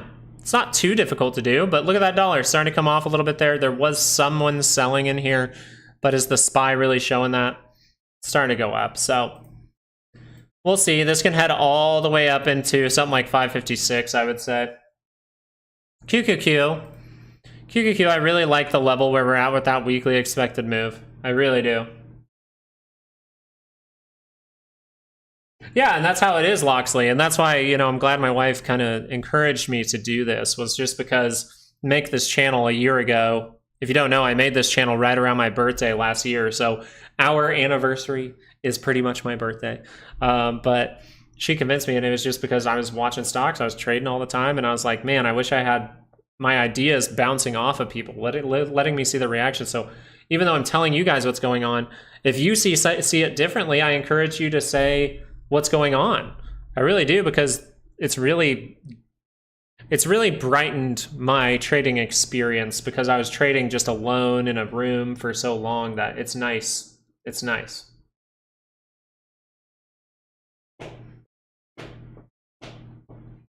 Five-minute on the SPY crossing down. The Qs, though, I really like where the weekly expected move is. It's right at that gap. Look at that. It's right on it. So I like that level. But is it just going to shoot up in one shot? Most of the time, no. Most of the time, you'll see something like this, and then it'll dip back down into liquidity. So if we need some more buyers, we have an easy place to get to. We just go like this. Bup, bup. Right? This makes total sense. What if we just go bup, bup? We turn down with the Fed talks, and then we turn up with some earnings, and then we keep going up over time. That would be a crazy good scenario. Now, we have to pay attention to this. If volatility turns up, if the dollar turns up even more, then we will pay attention to it. If that 30-minute turns up, we could see some selling. You're kind of consolidating. You see this big move, big move, big move, medium, small. Then we get the medium, medium. Now, we're probably going to get maybe even small, small, and then we'll see it go up if this is going to hold.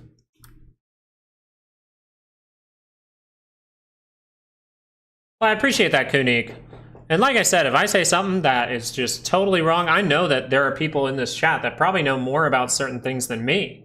And so I want you guys to call me on my BS, you know what I mean? If I'm not seeing something correctly, call it out. I would love to learn from you guys as well. Mark, thank you so much for joining us today. We have another Mark who joined the channel. Excellent insight. Even though I believe I am very well educated, took many courses, I still believe your intuition beat me. Hey, that's okay. Sometimes it's just a matter of switching your mentality just slightly. I'm not going to lie. There were times where I've taken losses because I got greedy, and that's what's really changed my sentiment in the market of, hey, I want to take profit earlier. I want to be patient and wait for those times where things look really good. And so that's what I do. That's what I try to preach. So if you ask me about a stock, I'm going to give you that analysis, but you might hear me say something like, but you might want to be patient for a little bit. But this doesn't look like the best setup in the world. If it doesn't look like a great setup, I'm not using my main account. I'm using my fun account. I pretty much just throw like $1,000 into that every 2 months and just see what happens for fun. Because I believe, having fun at your job is important. This is my main source of income, so I'm going to have fun with it. NVIDIA seems to be holding well. Let's go check in on that. We're going to pay attention if volatility can turn up. Let's look at NVIDIA real quick. That is turning up. It's turning up really fast. To get into that overbought territory, we're going to see what the reaction is. I think you got a good shot to get to this zone still.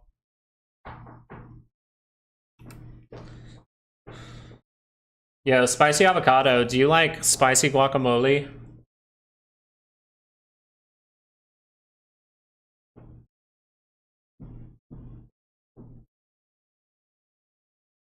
You think it gets rejected?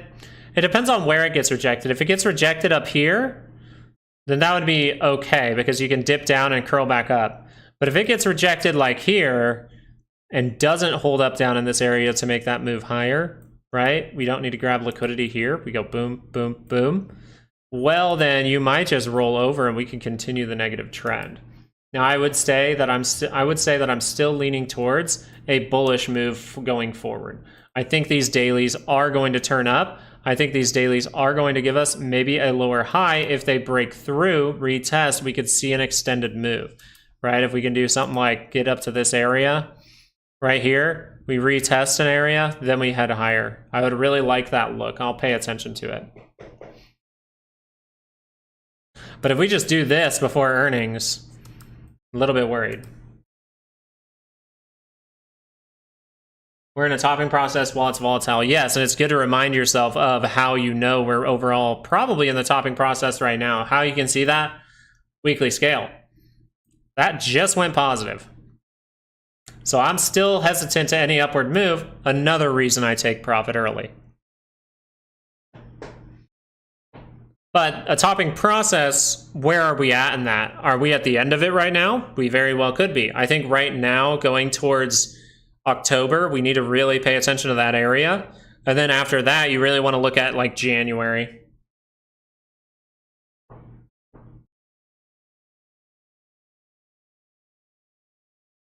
I think it's showing you that signal. I'm not disagreeing with you, Daniel, at all. I'm aware that it could do that. Look at this. Weekly crossed over, now crossing back up. Oh, by the way, maybe that's one.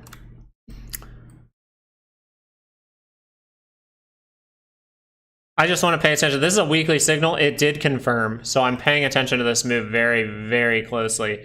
This could just be a 2-hour curl up and a 2-hour curl down. We'll see. But now, which weekly expected move do you think we're gravitating towards right now? Probably that one, right? We're not really going this way anymore, so probably we're gravitating to that one. A lot of the time, you will touch these moves, just like NVIDIA did, just like Microsoft did in the after hours, everything like that. You touch these moves a lot. If you've been here a while, you probably can see that.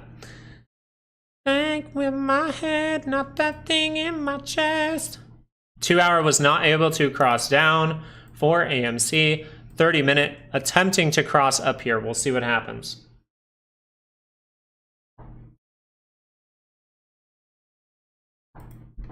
No.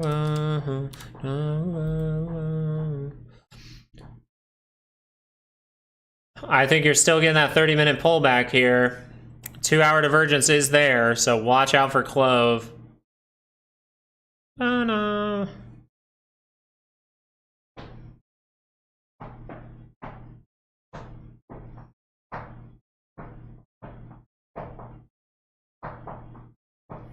You might be right at that, but they're not technically at a higher price. I mean, the price of stock is the same, but the market cap is way bigger for NVIDIA.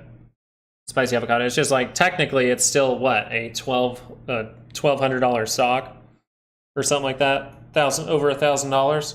If you really just think back a couple months. Is it in the same market cap as AMD? It's not. It's bigger than AMD.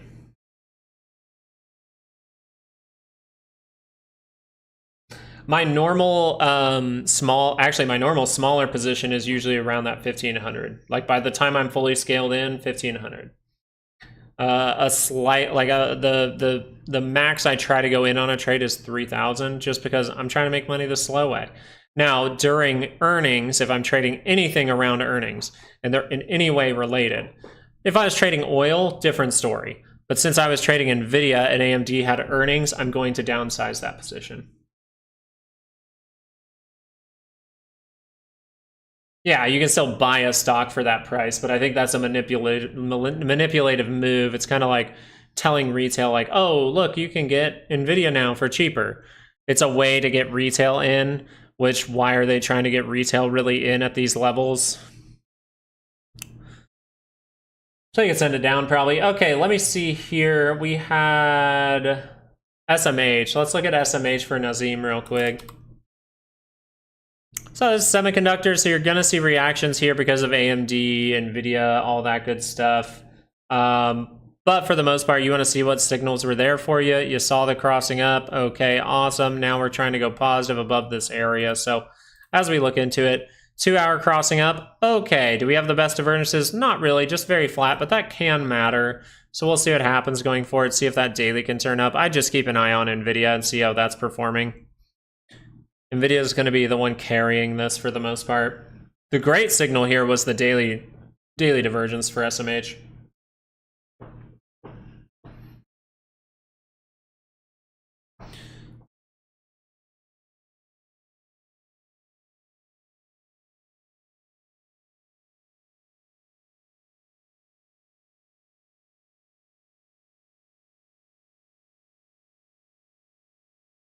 VIX is coming down pretty dramatically there. We'll see if that crosses over on a daily. That could be a squeeze potential. We look like we might be starting that squeeze now, but we got to wait till we actually get confirmation to say that.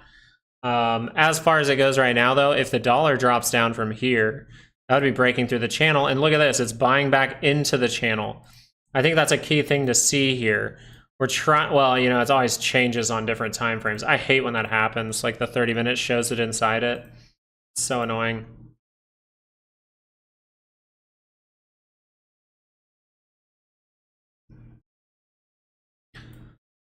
But this 2 hours starting to catch a bid here for the dollar, and I'm guessing it doesn't want to go down further, because if this goes down further, then if you don't make a divergence, you see the dollar crash through the floor, that probably would not be good. That would mean maybe some inflation, because the dollar getting really weak as assets get really overpriced.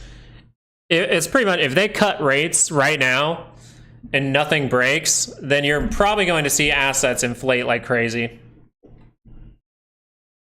Is oil just a small pop? Actually, oil is showing me some signals that say this could recover. You see that? Okay, so you see this. So what likes to curl up this, since it is trading more hours than regular trading hours, is a 4-hour divergence, and you do have that completed. So if this 4-hour goes positive, when that does go positive, usually you're crossing up on the MACD. What's the ticker for that, Loxley? Let's go take a look. 30-minute crossing up on the dollar exactly, and I believe the dollar, I know the 30-minute isn't what I watch, but didn't that have like a... No, that's a dramatic move down, so this could just be a pop, drop again, and then we'll have to see what happens. How do I feel about is that the stock market? How do I feel about the stock market? Next year? I think this only lasts until January.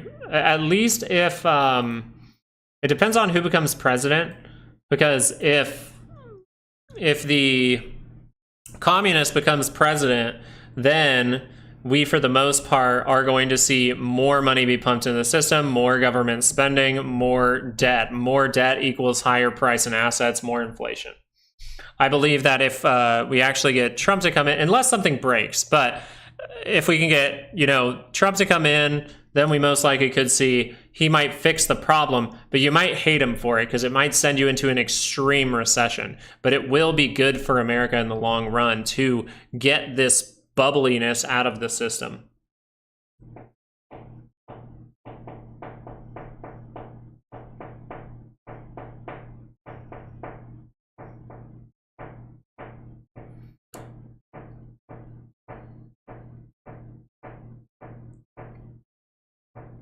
Sorry, I'm gonna switch here in a second. My eye is just killing me.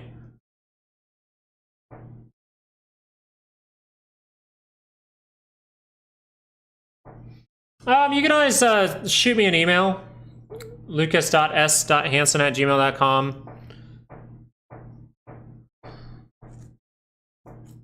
Or join the Patreon. Oh, wait, I'm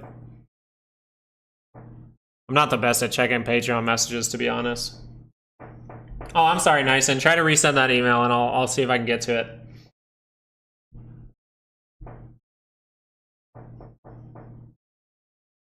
Okay, I will, Nyson. Thank you so much. I'll take a look at it.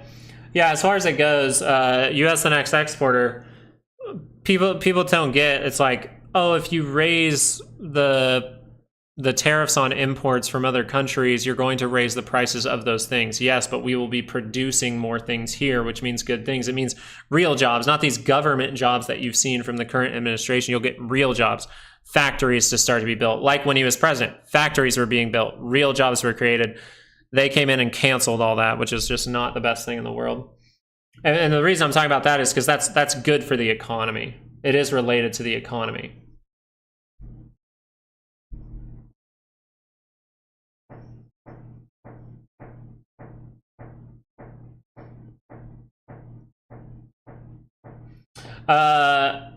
I think housing market is doomed either way. It just depends on how long it's going to be doomed. It's pretty much like, is it going to be not completely bubbled for the next 4 years, or is it going to start to fix itself? And you're starting to see it fix itself in states like Texas, states like Florida. You're starting to see big increases in inventory, not price drops. Not price drops. You're seeing big increases in inventory, but the people still selling their homes are leaving them at those higher prices.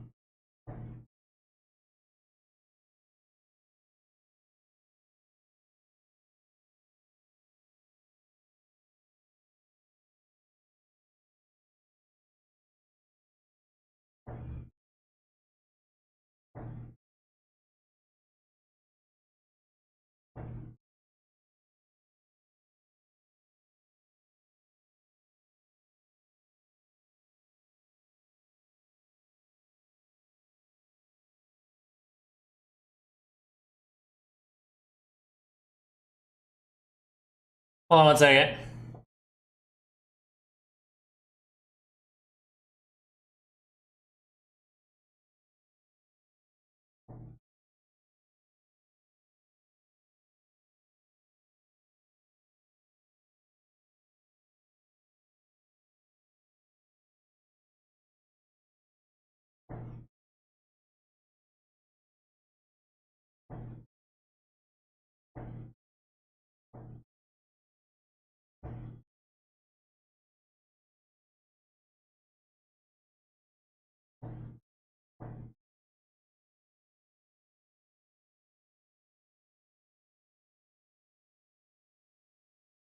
About me, baby.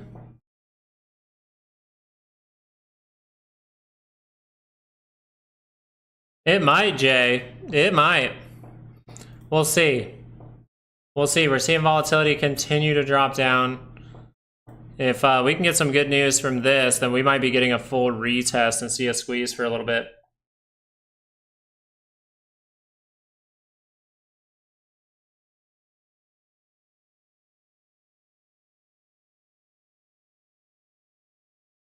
Never confirmed that September is going to be the lower of the rate.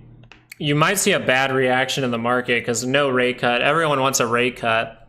So you might see a bad reaction in the market. But for the most part, the longer if we go more uninverted, you see the market go up over time. If we go uninverted, then you'll see the market go down over time.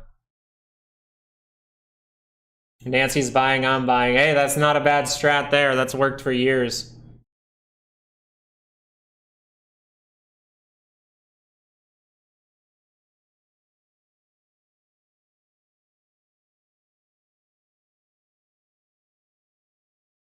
Yeah, that comment was a little bit fishy, wasn't it, Spicy?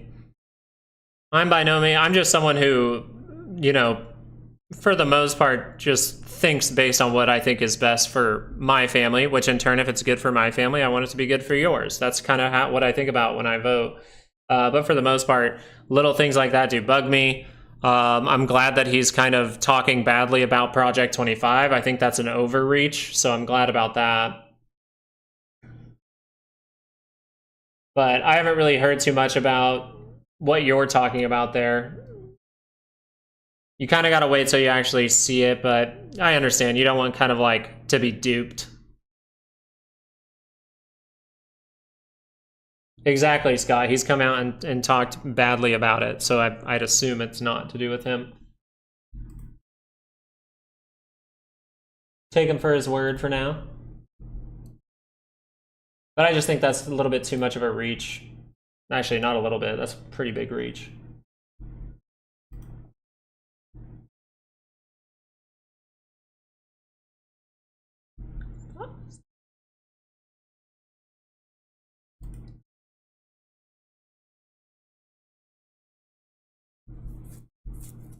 Oh, why am I looking at volatility? Sorry, guys. Ooh, does the daily curl up? Do we actually? The thing is, by the time this goes and makes this divergence, if it does, 1, tomorrow we're gonna have a monthly expected move, and 2, volatility by then could get this full reaction down, and then mid-August we could see that thing spike back up. Actually, August could be a big time to pay attention.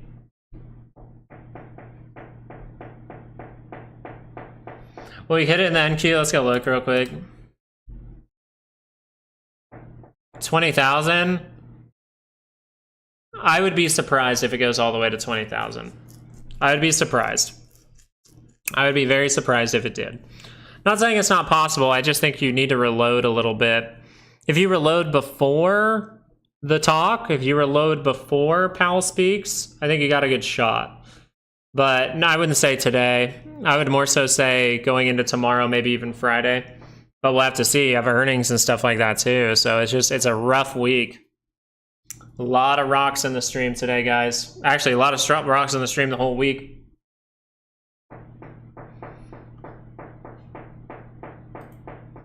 Yeah, and I could keep that, and I'm just happy that I was able to make money on a trade. That's how I'm treating it.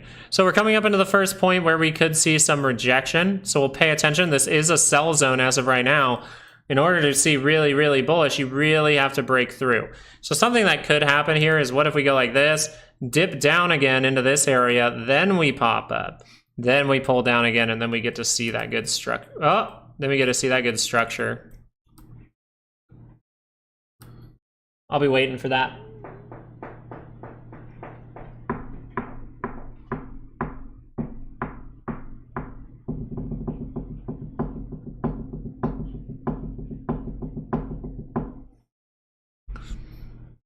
I'm on the run. 30-minute trying to cross on AMC. 30-minute already crossed on GME. 2-hour not crossed. 2 hours crossed. Daily not crossed. Could be happening soon though. Very tight. What's Microsoft up to? Oh god. Oh god, Microsoft is gonna end up going higher, isn't it? God dang it. Oh, let me take a bathroom break real quick. I will be right back. 2 seconds. 2 seconds, Turkish. 2 seconds. 2 seconds, Turkish.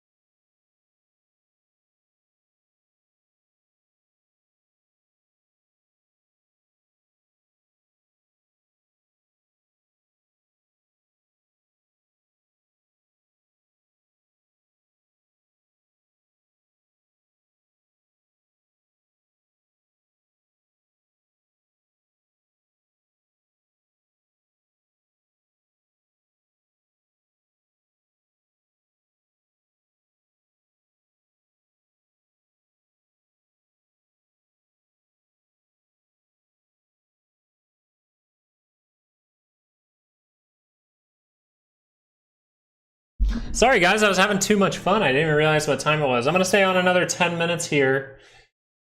Just so that we can hang out for a little bit longer. before we actually see some crazy stuff happen. Really paying attention to the dollar. That thing's starting to come down again after that little retest. We'll see what happens with that. PCC started to head up again, so people are shorting the market here. Interesting, because that can, if puts get enough puts get in, then we can still can see upside. Yeah, Julius. Well, you have earnings, so you got to take that into consideration and immediately know, hey, that's going to be a 50-50 flip. Now, the thing about this is you're getting a 30-minute signal to confirm. It's confirming on a higher time frame like an hourly. That's great. You have flat divergence on the RSI, upward divergence on the MACD. So this looks like some kind of reversal is possible. The only problem is you got earnings. Earnings is a 50-50 flip. You'll see that, and you say that all the time around earnings. I'm always going to say it, always remind people, 50-50 flip. If the signals look good, for me, if I'm going to take a play here, if I was to take a play on Mara before the earnings, which I don't think I'm going to, for the most part, I would say, hey, downsize that position. If it's going to be a great move with earnings, you make plenty of money just if it makes that move. Because you just don't want to be like, hey, I'm going to put all my money into this and then 50-50 flip happens and you're wrong. You don't want that. So it's a way to manage your risk a little bit by saying a big move is priced in to come. So if I get that big move, even with a small amount of money, I can make good money there. Not switching over to Patreon. We are just, I'm going to go spend some time with the girls for a little bit. And then we're going to get back on this live video later today around an hour and a half before the close. So we can watch maybe a little bit of Jerome Powell talking and watch the close, as that last hour is always crazy. You know what I mean?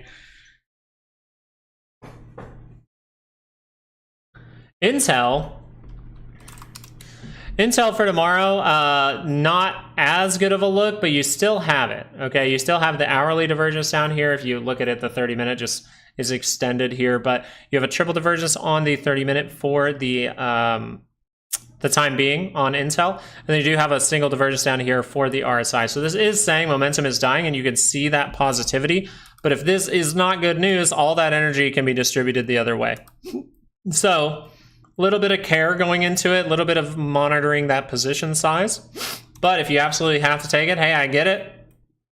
You can see it upward move. I'm just saying a smaller amount of money can make plenty of money during an earnings. I just did it this week, and we've made money off PayPal. And that was on my fun account. And then the other trades were more just regular trades based on good decisions. Not really earnings plays. Yeah, George, for now, we're just leaving everything. We are leaving everything on YouTube, and we'll be back later today. Just so you're aware, George. Choke it on neck, kiss me, I'm bleeding. But if Patreon members are interested, we might be, we're going to make most likely a live video for Patreon members only, or cause some kind of $5 description or $5 membership here on YouTube. I'm still deciding between the two. I would really like everyone to just join the Patreon. It's very useful info for the those weekly ranges, and then you could also get live video too. I think that would be cool. But it just depends. If I would see a huge flock to Patreon, then we would do it. We just do private live videos for Patreon members. But if we don't see a huge flock there, I want to make sure people on YouTube are able to join us. Light or heavy for the market? Yeah, so this is what you want to pay attention to for Intel, though, and just notice you're trading around earnings. As far as the SPY goes, as far as volume, let's see if this is on light volume is probably what you assume. Now, you have to see by the end of the day, because the last part of the day has like 30 to 40% of the volume come in the last hour of the day. Very light volume as of right now. But remember, a lot of that volume will come at the end of the day, so we'll see what happens from there. 15 mil, though. Wow, 15 million, that's it. What does like AMC or something have? I love looking at the comparison. Not as much. GME, not as much. Not a lot going on here. NVIDIA, 198 million.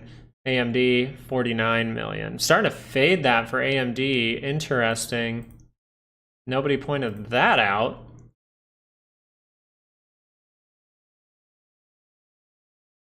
Well, what do? You break out of the zone, you touch back in it. Let's see if we can turn back around, but not the best look there.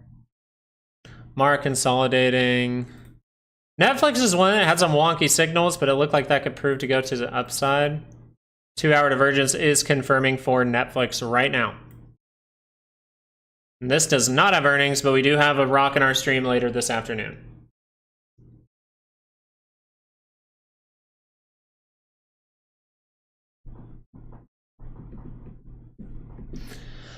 All right, guys, it is officially 10:40. I will be back on the live video at, well, I guess I'll say for everyone because it's different time zones. An hour and a half before the close, I will be back on here. I'm going to go spend some time with family, go to lunch and things like that. Maybe go to the gym. Really try to take care of myself, get mentally prepped for what's to come later on today, going into earnings tomorrow morning. So thank you guys so much for joining today. I'm going to leave the stream on just for a little bit if you guys want to chat back and forth, but I will be back later today, all right? Thank you guys for joining. Thank you guys for being here. Really appreciate it. Like on the way out if you're going to take off, but make sure to like the video, subscribe so you can see that live video later today. I'll talk to you guys later in a few hours. I'll be back. Peace.